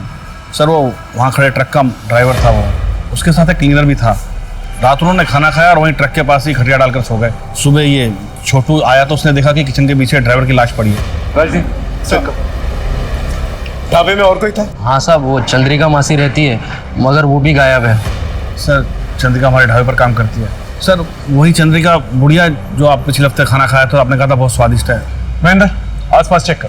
सर ये चंद्रिका कहाँ गायब? सर ऐसा भी तो हो सकता है कि मारपीट और हाथापाई की वजह से डर के वो भाग गई हो। ठीक है, बॉडी को जो है पंचनामे के बाद पोस्टमार्टम के लिए भिजवा दो। Right sir. शेखर तुम एखाने यहाँ कोई सीसीटीवी है? नहीं सर, वो तो नहीं है। सर हाईवे के मोड़ पे सीसीटीवी है सर। ढाबे से हाईवे जाने का रास्ता उसमें दिखाई देता है। एक बात और सर, आसपास अच्छे से चेक किया लेकिन चंद्रिका और क्लीनर दोनों नहीं मिले। कोई मर्डर वेपन? नहीं सर। ठीक है, काम करो, फुटेज निकालो और ट्रक के ओनर से पता करो ये क्लीनर है सर। आखिर ये चंद्रिका और ये क्लीनर दोनों गायब हुए तो कहाँ है? इस चंद्रिका के बारे में और क्या जानते हो? कभी उन पे शक हुआ तुम्हें? सर चंद्रिका मासी दिखने में बहुत भोली भाली थी, लेकिन मुझे एक बार उनकी एक बात खटकी थी सर। कुछ दिन पहले ढाबे पे एक आदमी आया था और मासी उसके साथ छुप छुप के बात कर रही थी। ऐसा लग रहा था लंबे समय से एक दूसरे को जानते। कौन था वो आदमी? पता नहीं सर। उनका कोई आइडेंटिटी कार्ड है? सर एक आधार कार्ड दिया था, उसकी फोटोकॉपी है मेरे पास, एक मिनट लेकर आता हूँ। चंद्रिका हल्दर सर तो बंगाली। लेकिन आपने तो उस दिन कहा था कि वो बिहार से आई है। सर ज्यादा ध्यान से देखा नहीं, जैसा कहा मैंने उसे मान लिया, लेकिन सर ये बहुत दयनीय स्थिति में थी। परवेज सलीम के ट्रक का क्लीनर है, लेकिन सलीम के मर्डर के बाद से ही परवेज गायब है। लेकिन चंद्रिका के गायब होने में सलीम के मर्डर का क्या लेना देना? Sir CCTV footage. सर ये ढाबे के पास वाले हाईवे की सीसीटीवी फुटेज है। सर ये लड़की इतनी रात गई इधर क्या कर रही है अकेली? ये शायद ढाबे की तरफ से आ रही है।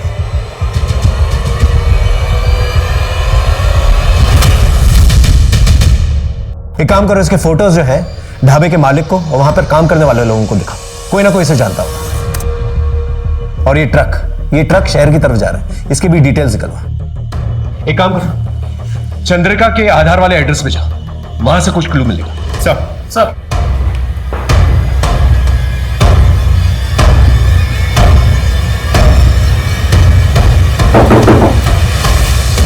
दीदी पुलिस! दीदी पुलिस! बेटा माँ को बुलाओ। माँ तो नहीं है। बाबा? वो भी नहीं है। अच्छा, घर में कोई और है? कोई नहीं है। अच्छा, इन्हें जानती हो? यहीं पर रहती हैं? नहीं। बेटा? नहीं अंकल। इन एड्रेस तो यहीं का लिखा है। वैसे तुम्हारे माँ और बाबा हैं कहाँ? वो तो 10 साल पहले ही भगवान के पास चले गए। अच्छा बेटा, तुम्हारी माँ का आधार कार्ड है? हाँ है ना। लेके आओ।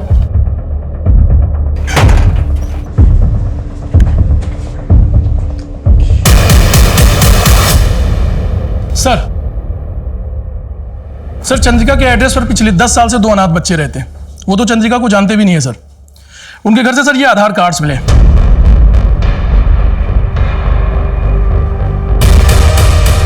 चंद्रिका? नाम नंबर सब कुछ सेम है, लेकिन फोटोज अलग अलग है। इसका मतलब वो बूढ़ी औरत इस आधार कार्ड का इस्तेमाल करके वो ढाबे पे काम कर रही थी। लेकिन क्यों? ये चंद्रिका की मिस्ट्री बढ़ती जा रही है।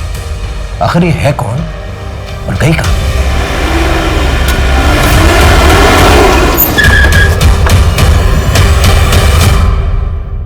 ये ट्रक तुम्हारा है? हाँ साहब। ये फोटो देखो, कल रात इस लड़की को बाईपास रोड पे तुमने लिफ्ट दी थी, पहचानते हो इसे? नहीं सर, जानता तो नहीं हो, सवारी थी, हाईवे पर हाथ दिखाया तो गाड़ी रोक दी। कहाँ उतरी थी लड़की? डायमंड हार्बर एरिया में उतरी थी साहब। उस लड़की की बातचीत से तुम्हें ऐसा कुछ लगा कि वो कहाँ जाना चाहती है? नहीं साहब, ऐसा तो कुछ समझ में नहीं आया। सर, उस सीसीटीवी वाली लड़की की फोटो हमने ढाबे वाले शोमैन और छोटू को दिखाई, लेकिन वो लोग उसे नहीं जानते और ना ही इससे पहले कभी देखा है। एक और बात सर, उस लड़की ने हाईवे पे जिस ट्रक से लिफ्ट ली थी उस ट्रक का भी पता चल गया है। ड्राइवर से भी हमने पूछताछ की। ड्राइवर का कहना है कि इससे पहले उस लड़की को कभी देखा नहीं। एक नॉर्मल सवारी थी, वो बैठी, उससे पैसे लिए और आगे जाके डायमंड हार्बर पे छोड़ दी। एक काम करो, डायमंड हार्बर जाओ, पूछताछ करो, हो सकता है कोई क्लू मिल जाए। इस लड़की का सलीम के मर्डर से और चंद्रिका से कोई रिश्ता जरूर है। सर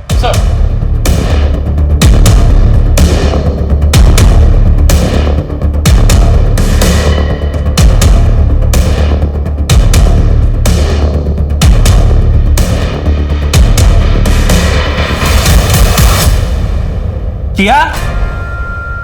टिया? ये लो, अगले हफ्ते और लाऊंगा। पर इतने से एक हफ्ते में गुजारा कैसे चलेगा? शुक्र मनाओ, इतना तो मिल रहा है, वरना भूखा मरना पड़ता।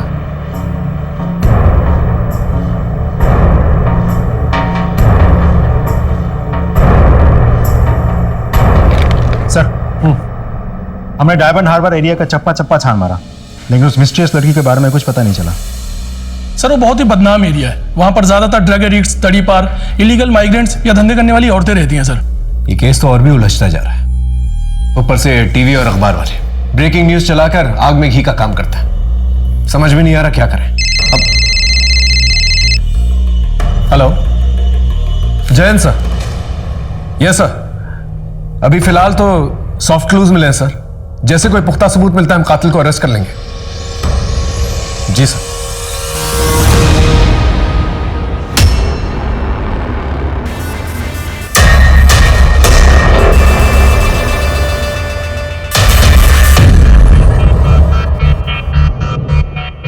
शौमेन दादा, शौमेन दादा। हेलो सर, मैं वेलकम ढाबे का मालिक शौमेन बोल रहा हूँ। हाँ शौमेन बोलो। वो ट्रक का मिसिंग क्लीनर पानी की टंकी में मिला है। क्या? सर वो बहुत जख्मी है, उसकी हालत बहुत खराब है। तुम लोग तुरंत उसे पास वाले हॉस्पिटल में लेके जाओ। हमरा एखुनी आसছি। डॉक्टर साहब। जी प्लीज। डॉक्टर साहब, सिचुएशन क्या है? बहुत सीरियस है, और थोड़ी देर हो जाती तो यहाँ लाने से पहले ही डेथ हो जाती। वो बच तो जाएगा ना? कोशिश कर रहे हैं। उससे बात कब कर सकते हैं? रिकवरी पर डिपेंड करता है, मैं आपको इन्फॉर्म कर दूंगा। Okay sir, thank you.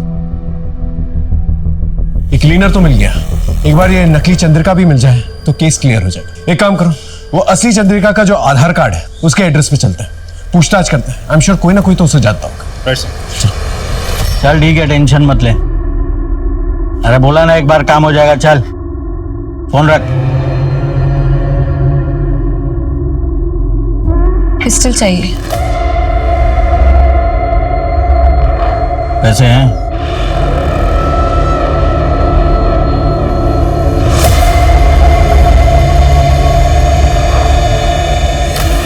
ठीक है, रात को 10 बजे वो खोली पे आ जाना, मिल जाएगी।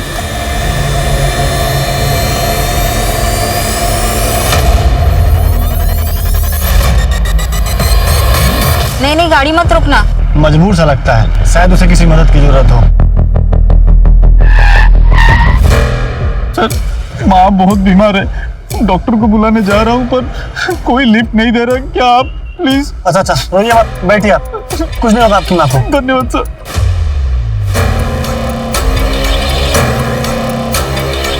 बस सर, यही रोक दीजिए। लेकिन यहाँ पे तो कोई दवाखाना नहीं है। इस पगडंडी के आगे एक छोटा सा गांव है, वही दवाखाना है सर।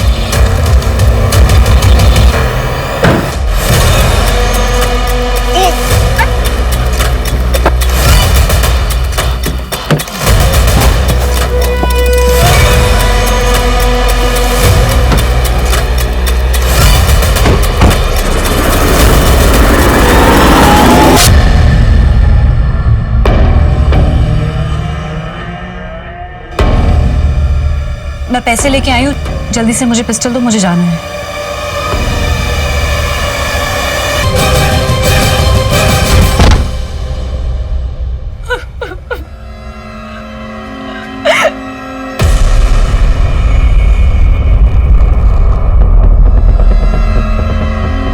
सर, उन बच्चों के पास विपिन नाम का एक आदमी आता है, शायद उनके माँ का दूर के रिश्तेदार है।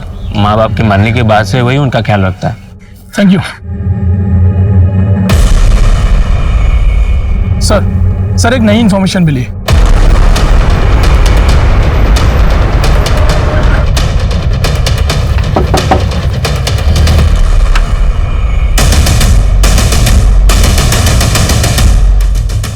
बोलो। हमरा टिया और मिंटूर माँ चंद्रिकार ব্যাপারে জিজ্ঞেস করতে এসেছি। क्या ना? चंद्रिका पीसी के साथ जो कुछ हुआ उससे आपका पेट नहीं भरा क्या? जो फिर से आ गए उनके पीछे पड़े हो, कम से कम मरने के बाद तो इंसान को बख्श दो। चलो जाओ। एक बार बोला समझ में नहीं आता क्या? पुलिस की शक्ल देखना पसंद नहीं करता मैं, और बात तो कतई नहीं। तुम्हारे साथ जबरदस्ती भी कर सकता है, प्यार से पूछ रहे हैं, बता दो। सर, जिस चंद्रिका की आप बात कर रहे हो ना, 10 साल पहले उन्होंने आत्महत्या की है। क्यों? एग्जैक्टली क्या हुआ वो मुझे नहीं पता, लेकिन मेरे पास ऐसा कुछ है जिससे आपको हेल्प हो सकती है। रुकिए। आपके डिपार्टमेंट के कांस्टेबल की वजह से उन्होंने आत्महत्या की। रेप हुआ था उनका। कौन था कांस्टेबल? आपके थाने का था। ढूंढिए, पता चल जाएगा आपको। एदिके सर, एदिके।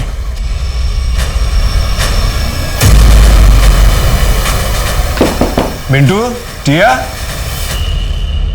अरे सर आप? मिंटू कहाँ है? मिंटू? हाँ। कैसे हो बेटा? दीदी। घबराने की जरूरत नहीं, ये लो, मैं तुमसे दोस्ती करना है। ले लो, ले लो। ये लो। बेटा तुम यहाँ पर अकेले रहते हो? हाँ। विपिन दादा के अलावा और कोई नहीं आता तुम लोगों से मिलने? नहीं। देखो बेटा, कभी भी कोई भी प्रॉब्लम हो ना तो पुलिस स्टेशन आ जाना, ठीक है? मुझसे मिलना। पुलिस अंकल, क्या आपका नंबर मिल सकता है? मेरा नंबर क्यों चाहिए तुम्हें? ये आपके लड़के ना मुझे बहुत परेशान करते हैं, तो अगली बार परेशान करेंगे तो मैं आपको फोन करूंगा और उन्हें बताऊंगा कि मेरे पास पुलिस अंकल है, तो सब डर जाएंगे। ठीक है, ख्याल रखना।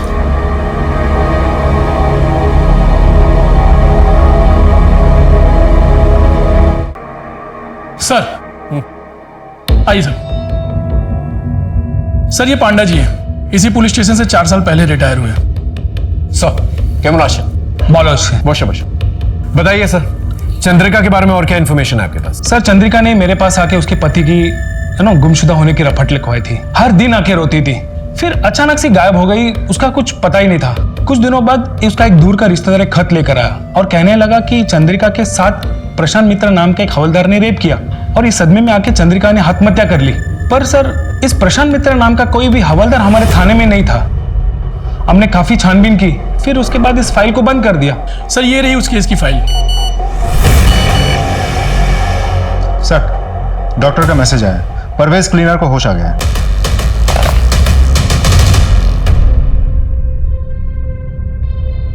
नमस्ते साहब। ये बताओ, सलीम को किससे मारा और पानी की टंकी में तुम्हें किसने डाला?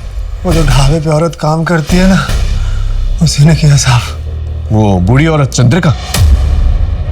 हाँ साहब। क्या? वो बुढ़िया नहीं है साहब, वो जवान है। ये देखो। ये वही है साहब, ये हमारे पैसे चुरा रही थी। सलीम भाई ने इसकी चोरी पकड़ ली और बुढ़ापे के नाटक को भी, तो इसने सलीम भाई को जान से मार दिया। मैं जान बचा के भागा तो इसने मुझे घायल करके बेहोश कर दिया। ये औरत बहुत खतरनाक है, इसको पकड़ लो साहब।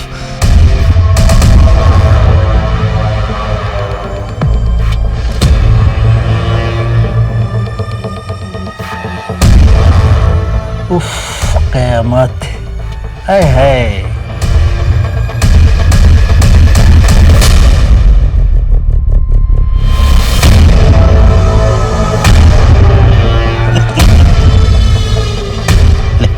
पी ले। अरे पी पी। आए।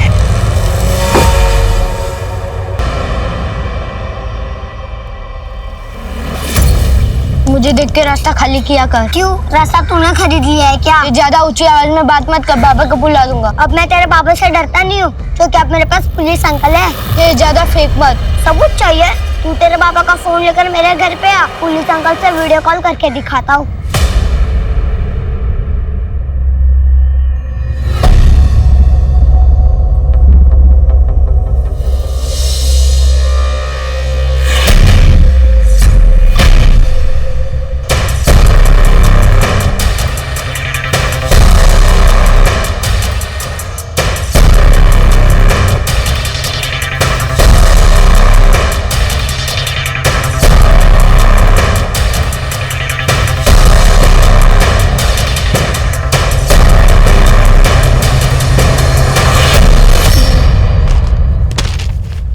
चलिए नंबर डायल कर फटा। वीडियो को? अरे मिंटू। जय हिंद सर। कोई प्रॉब्लम? नहीं सर, ऐसे ही फोन किया। अरे मिंटू, ऐसे फोन मत किया करो। हाँ, कोई प्रॉब्लम होगी तो जरूर फोन करना, मैं तुम्हारी हेल्प करूंगा। ओके, अपनी पढ़ाई पे कंसंट्रेट करो। हाँ सर। ठीक है। एक मिनट मिंटू, वो पीछे तुम्हारे जो फोटोग्राफ है, जरा उसके पास जाना, दिखाना मुझे। ये तुम्हारी फैमिली फोटोग्राफ है ना? हाँ सर। फोटो में तुम दोनों के अलावा ये पीछे बड़ी लड़की कौन है? Okay okay, bye sir. काटना। फोन काट दिया। आई एम श्योर इस लड़की का कुछ लेना देना जरूर है इससे। शायद विपिन को पता होगा। सर, मिंटू और टिया की एक बहन भी थी जो उनसे 10-12 साल बड़ी थी। बचपन से उसकी दिमागी हालत खराब थी, इसलिए उसको मेंटल असाइलम में डाला था। सिर्फ चंद्रिका ही जानती थी कि वो लड़की कहाँ है और कैसे है। चंद्रिका के मरने के बाद मैंने भी उस लड़की को ढूंढने की कोशिश नहीं की, क्योंकि पहले से 2 बच्चे में पाल रहा था। वो बहुत बड़ी बात थी मेरे लिए। ठीक है, कोई भी खबर मिले तो प्लीज हमें बताना। जा। राजीव ये झूठ बोल रहा है। आसपास के मेंटल असाइलम से पता करो, और ये जितने भी पड़ोसी हैं ना, उनसे पूछताछ करो। कोई ना कोई तो जरूर कुछ जानता होगा। Right sir.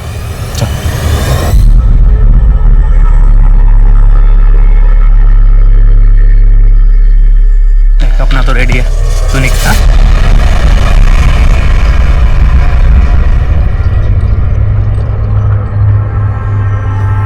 क्यों सेठ, पसंद नहीं आई मैं आपको? पसंद तो बहुत है, लेकिन उतने पैसे नहीं है मेरे पास। मुझे भी तो बहुत पसंद आया सेठ। चलेगा? चल आओ सेठ। अरे आओ ना। आज आज तो आपको मैं जन्नत की सैर कराऊंगी, वो भी मेरे स्टाइल में। अब देखो चमेली का जादू। लेकिन मजा आना चाहिए। हाँ हाँ बिल्कुल, आप बस देखते जाओ कि ये चमेली क्या क्या करती है। ये क्या कर रही हो लेकिन? बस थोड़ा और इंतजार। बड़ा अजीब स्टाइल है यार। हाँ ये अपना स्टाइल है। क्या बात है, जल्दी करो जो करना है वो। मैं तो एकदम प्यासा प्यासा हो रहा हूँ। अरे अरे मार क्यों रही हो? ঠিক আছে আমি জানাচ্ছি।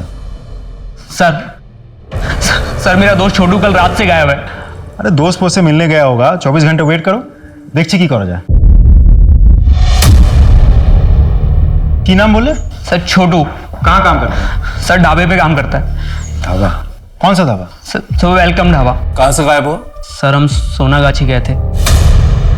सर मैं तो अपनी रेगुलर वाली के साथ गया था, पर सर जब मैं वापस आया तो पता लगा छोटू किसी नई लड़की के साथ गया है। सर जब मैंने पता किया तो उस लड़की का नाम और पता किसी को कुछ नहीं मालूम था। सर मैं थकार के घर आ गया। मैंने सुबह में उसको फिर से फ़ोन किया, रिंग बज रही थी पर उसने उठाया नहीं। सर एक काम करो, सोनागाछी रोड जा और वहाँ के दलाल को ठग लेके, और ये छोटू का फ़ोन जो है सर्वेलेंस पे डालो। Right sir. सर साहब मेरे भैया और भाभी 2 दिन से गायब है साहब उनका फ़ोन भी बंद आ रहा है। कहाँ से गायब हुए? बारहवीपुर से 12-7 आ रहे थे, वहाँ से निकले तो सही पर यहाँ नहीं पहुँचे। आप एक काम करो, अपने भैया और भाभी की फोटो उनके डिटेल्स के साथ एफआईआर दर्ज करवा दो। एक बात समझ में नहीं आ रही, ये हाईवे के 10 किलोमीटर के रेडियस में ऐसा कौन सा ब्लैक होल है कि एक के बाद एक आदमी गायब हो जा रहा है? वहाँ की पेट्रोलिंग बढ़ा दो। बताता हूँ साहब, कल रात एक भले घर की लड़की मेरे पास आई और गिड़गिड़ाने लगी कि उसकी माँ की तबीयत बहुत खराब है, इलाज के लिए पैसे चाहिए। साहब उसका नाम पता मुझे कुछ नहीं मालूम साहब। उसकी शक्ल याद है तुझे? हाँ साहब। स्केच बनवा सकता है? साहब स्केच आर्टिस्ट। सर एक खबर मिली है सर, मिंटू ओटिया की माँ, वो ओरिजिनल चंद्रिका? हाँ सर, उनकी एक पड़ोसन जो ओरिजिनल चंद्रिका को बहुत अच्छी तरीके से जानती है, अभी वो बीमार है इसीलिए हॉस्पिटल में एडमिट है। मुझे ऐसा लगता है सर उनसे कुछ पता चल सकता है। ठीक है, मिलते हैं उससे। पानी पानी चाहिए? हाँ ये ले पानी। पानी बताएगा या नहीं? बोल। बताता हूँ, सब सच बताता हूँ। पानी दे दो। आप मिंटू और टिया की पड़ोसी हैं, उनकी माँ चंद्रिका, उनकी एक बड़ी बेटी भी थी, उसके बारे में क्या जानती हैं? निशा चंद्रिका की सबसे बड़ी बेटी थी। वो बहुत ही टैलेंटेड लड़की थी, शांति निकेतन पढ़नी चाहती थी। चंद्रिका का पति एक ट्रक ड्राइवर था, अच्छा खासा कमा लेता था। 10 साल पहले चंद्रिका का पति और ट्रक दोनों गायब हो गए। चंद्रिका के ऊपर और उसके परिवार के ऊपर दुख का पहाड़ टूट पड़ा। चंद्रिका अपने पति की पूछताछ करने के लिए पुलिस स्टेशन जाया करती थी। उसके साथ 1-2 बार मैं भी गई थी। साहब আমার ঘরে ছোট ছোট বাচ্চা, যদি पति ना मिला तो वो अनाथ हो जाएंगे। अरे हमने कहा नाम पूछताछ कर रहे हैं, जब पता चल जाएगा घर पे आके बता देंगे। कौन जाओ। ऐसे में एक दिन पुलिस स्टेशन के बाहर उसे एक हवलदार मिला। अरे चंद्रिका जी नमस्ते, मैं प्रशांत मित्रा, इसी पुलिस स्टेशन में कांस्टेबल हूँ। चंद्रिका जी बहुत दिनों से देख रहा हूँ कि आप अपने पति को लेकर बहुत परेशान हैं। मैं आपकी मदद करना चाहता हूँ, आपके पति शरद को ढूंढने में पूरी मदद करूंगा मैं। आप मुझे मेरे घर पर आके मिलेंगी करीब शाम को 7 बजे। हाँ हाँ ठीक है।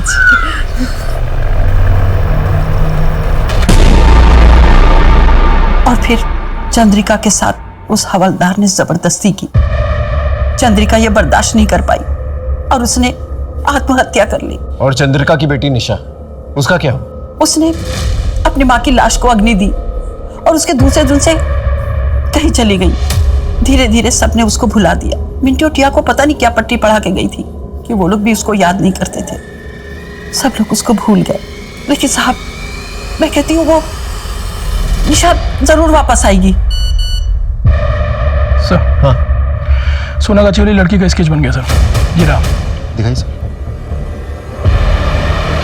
क्या आप इस लड़की को पहचानती हैं? ये तो निशा है, चंद्रिका की बड़ी बेटी। इतनी बड़ी हो गई। Thank you so much. Sir ये तो वही लड़की है जिसने बुढ़िया बन के चंद्रिका के नाम से ढाबे पे काम करना शुरू किया था। इसका मतलब निशा चंद्रिका अपनी माँ का आधार कार्ड यूज कर रही थी अपना फोटो डाल के और ढाबे पे काम कर रही थी। लेकिन क्यों? वो अपने माँ बाप का बदला लेना चाहती थी, लेकिन किससे? आखिर निशाने पे था कौन? कुछ तो वजह होगी। सर छोटू का मोबाइल सर्वेलेंस शुरू हो गया है और सारे कोऑर्डिनेट्स डायरेक्ट यहाँ शेयर हो रहे हैं। एक काम करो, परवेज के पास जो कांस्टेबल खड़ा है ना उसे अलर्ट करो जल्दी। नहीं सर, फोन स्विच ऑफ आ रहा है। चलो।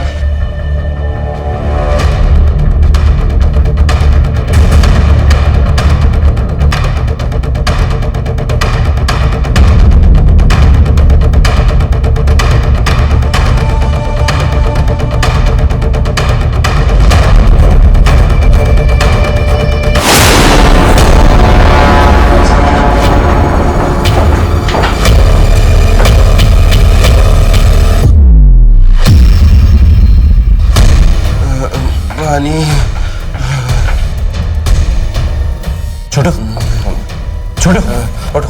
हाँ, आराम से आराम से। वो लड़की कहाँ है जिसने तुम्हारा ये हाल किया? वो सिटी हॉस्पिटल गई है सर। ये तो वही जगह है जहाँ पर परवेज जो है एडमिटेड है। एक काम करो, 2 कांस्टेबल्स को बोलो से लोकल हॉस्पिटल लेके जाए। हम लोग सिटी हॉस्पिटल चलते हैं। सर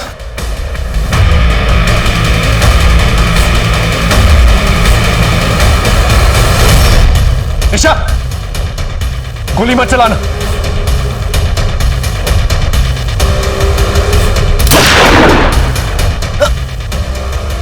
अब ठीक है?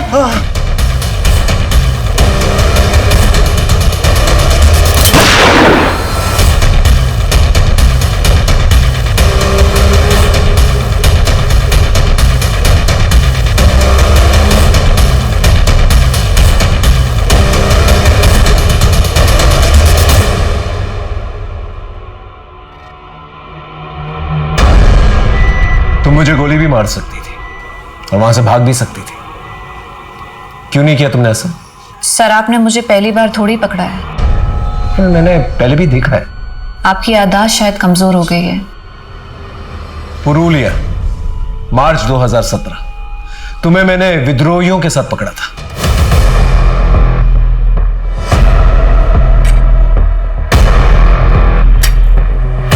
इन राइफल्स को वैन में रखो।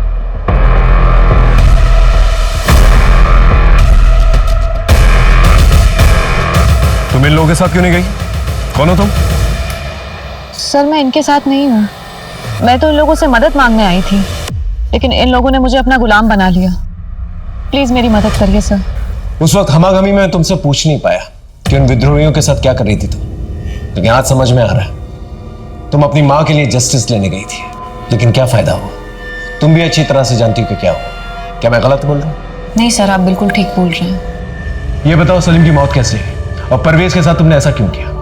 सर माँ का बलात्कार करने वाला चाहे कांस्टेबल हो, विरोधी या फिर ट्रक ड्राइवर। लेकिन तुमने भेस क्यों बदला, आइडेंटिटी क्यों बदली? और तो और छोटू को किडनैप किया, परवेज पे गोली चलाई। तुम्हारी हिस्ट्री में मानता हूं, लेकिन ये सब तुमने किया क्यों? सर मेरे बाबा उस ढाबे के आसपास से गायब हुए थे। वो अक्सर वहां खाना खाने जाते थे। वहां काम करने वाले छोटू की भी बहुत तारीफ करते थे वो। जिस दिन वो गायब हुए थे उन्होंने हमें फोन भी किया था, लेकिन उसके बाद ना फिर हमारे बाबा मिले और ना ही उनका फोन ट्रैक हो पाया।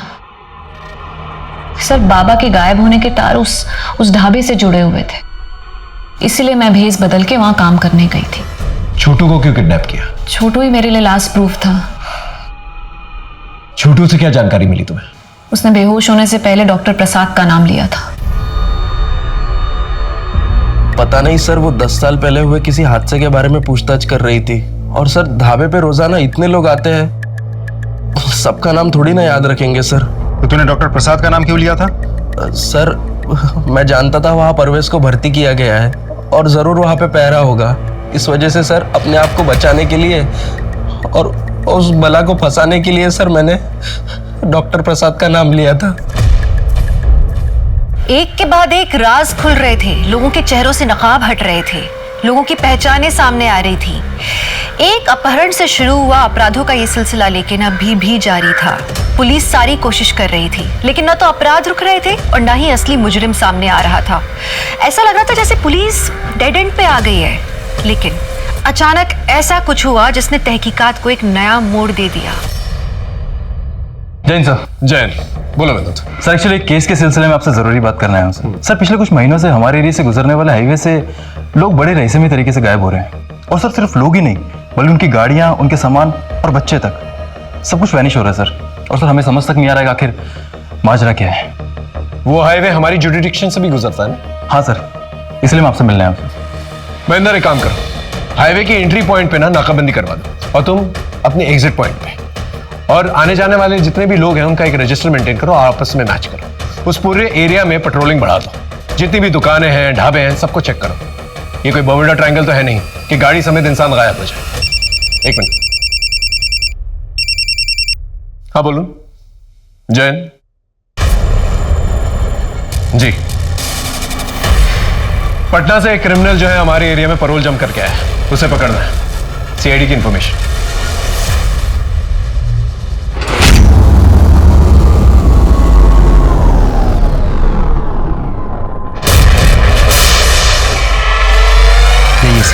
ओ नरेंद्र ओझा, पकड़ो सर। काम भागेगा? हाँ? हाँ, पटना से यहाँ पर छुपकर बैठा हुआ है। हाँ? चल लेके चलो, चल। सर नरेंद्र ओझा को बिहार पुलिस को हैंडओवर करने से पहले उसके कॉल रिकॉर्ड्स, चैट हिस्ट्री, ये सब कुछ हमने बहुत अच्छे से चेक कर लिए हैं। एक बहुत इंटरेस्टिंग इन्फॉर्मेशन सामने आई है। ये नरेंद्र ओझा कुछ ऐसे लोगों के संपर्क में है जिन्हें अगर हम रंगे हाथों पकड़ ले तो बहुत बड़े रहस्य का पर्दाफाश हो सकता है। Good job Rajdeep. Thanks. Are you ready? Sir.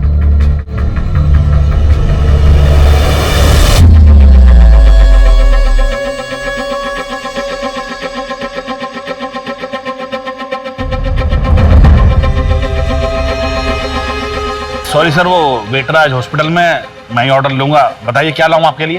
एक चिकन डबल और 2 बियर चिल्ड वाली। ठीक है, मैं लेकर आता हूँ। आज कितनी सवारी? अब 12 तक जाना है। इतनी रात गए अकेले निकलेंगे? वो क्या है ना, स्टाफ को शादी में छोड़ने गया था। अच्छा वापस जा ही रहा हूँ तो इक्का दुक्का सवारी बिठा लेंगे, कुछ कमाई हो जाएगी। बढ़िया जी, बढ़िया। चलो जी, मैं लेके आना जी। लो पाजी चिल्ड बियर। लाओ जी लाओ।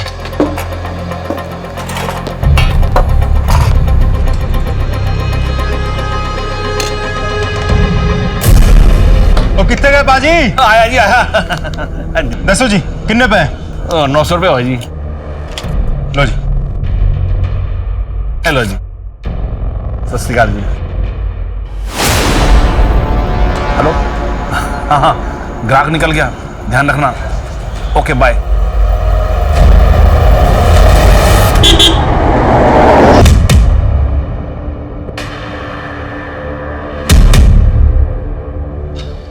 पाजी, वो 12 तक जाना है, छोड़ देंगे? अरे बिल्कुल छोड़ देंगे, बैठो जी।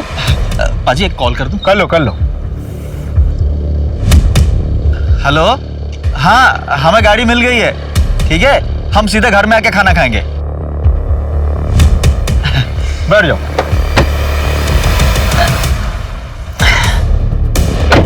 हमारा साथ जाने का। जी बैठ जाओ जी, बैठ जाओ। ठीक है ठीक है।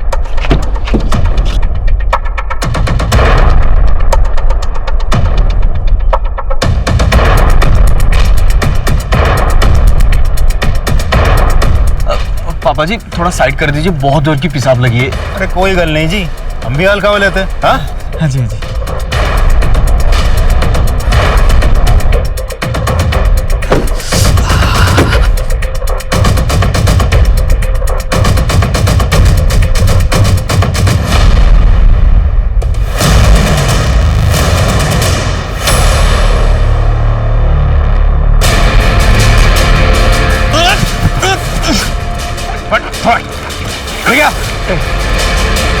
बोल, किसके लिए काम करता है? बोल वरना गोली चला दूंगा। बोल। डॉक्टर नरेंद्र ओझा। चल। डॉक्टर नरेंद्र ओझा, पवन, मदन और प्रकाश, इन तीनों को रंगे हाथों पकड़ा है हम लोगों ने, और तीनों ने कबूल किया है वो तीनों तुम्हारे लिए काम करते थे। अब सीधे सीधे बोलेगा या मार खा के बोलेगा? साहब 10 साल पहले मेरा एक अस्पताल था, छोटा सा। पैसा थोड़ा बहुत कमा लेता था, पर मेरे हिसाब से जितनी मेरी उम्मीद थी बहुत कम। तो मैंने एक गैंग बनाई, ढाबे वाला शोमैन और वो छोटू। उनके पास रात में जो लोग खाना खाने आते थे उनसे बातों बातों में सारी जानकारी निकाल लेते थे। और जैसे ही वो लोग ढाबे से निकलते थे उसके बाद हम उन्हें किडनैप करते थे। फिर डॉक्टर प्रसाद की मदद से मैं उनकी आंखें, किडनी और बाकी सारी जितने भी ऑर्गन्स हैं जो काम के हैं, जिनसे हम पैसा बना सकते हैं, निकाल लेते थे। और हाँ, वो गाड़ियाँ, उनको हम डिसमेंटल करके स्पेयर पार्ट्स यूपी बिहार में बेच देते थे। और कितने लोगों को शिकार बनाया तुमने? ठीक से याद नहीं है, पर कुछ 100-125 लोगों की शिकार की होगी। इसे जानते हो? हाँ साहब, इसे कैसे भूल सकता हूँ? इसका पति तो पहला शिकार था साहब। किडनी का बहुत पैसा मिला था इसके। और फिर पता चला कि रोज पुलिस स्टेशन जाती है, तो मैं चेक करने गया साहब। उसको देखा तो मेरा दिल आ गया था उस पर। फिर मैंने पुलिस कांस्टेबल होने का नाटक किया और उसे वादा किया कि उसके पति को ढूंढ निकालेंगे। इसी बहाने उसको घर ले गया, मैंने मजे लिए और भगा दिया उसको साहब।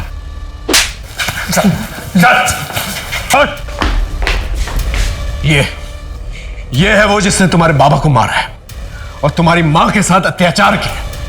ये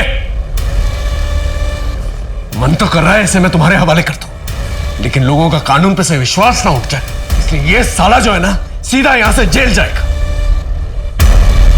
और मैं तुमसे वादा करता हूं कि मैं पूरी कोशिश करूंगा कि कोर्ट इसे कम से कम फांसी की सजा दिलवाए। चल चल। निशा के आंसू रुके या नहीं पता नहीं। डॉक्टर ओझा का रैकेट पुलिस ने नेस्तनाबूद कर दिया। यह आवश्यक है कि हम अपने परिवारजनों को किसी भी अपराध का शिकार होने से बचाएं, लेकिन अगर दुर्भाग्यवश कोई अपराध हो जाए तो पुलिस का सहारा लेना, न्याय का सहारा लेना भी उतना ही जरूरी है, क्योंकि कानून खुद के हाथों में लेने से आपकी अपनी जिंदगी तो बर्बाद होती है, साथ ही आपके अपने भी बदले की आग में झुलसते हैं। एक अपराधी के लिए उसका विक्टिम सिर्फ उसके लिए एक शिकार होता है, लेकिन ये शिकार किसी की माँ, किसी की बहन, किसी की बेटी, किसी का पति, किसी के परिवार का हिस्सा होता है। पीड़ा उस शिकार से ज्यादा उसके परिवार को होती है। इसी सीख के साथ मैं दिव्यांका त्रिपाठी दहिया अब लेती हूँ आपसे विदा। फिर मिलूंगी अपराध की नई कहानी के साथ। तब तक देखते रहिए क्राइम पेट्रोल, सतर्क, विमेन अगेंस्ट क्राइम। एक औरत परिवार, अब हर औरत का भार। जय हिंद। इस तरह के और भी एपिसोड देखने के लिए हमारे चैनल को सब्सक्राइब करें और बेल आइकन दबाना ना भूलें।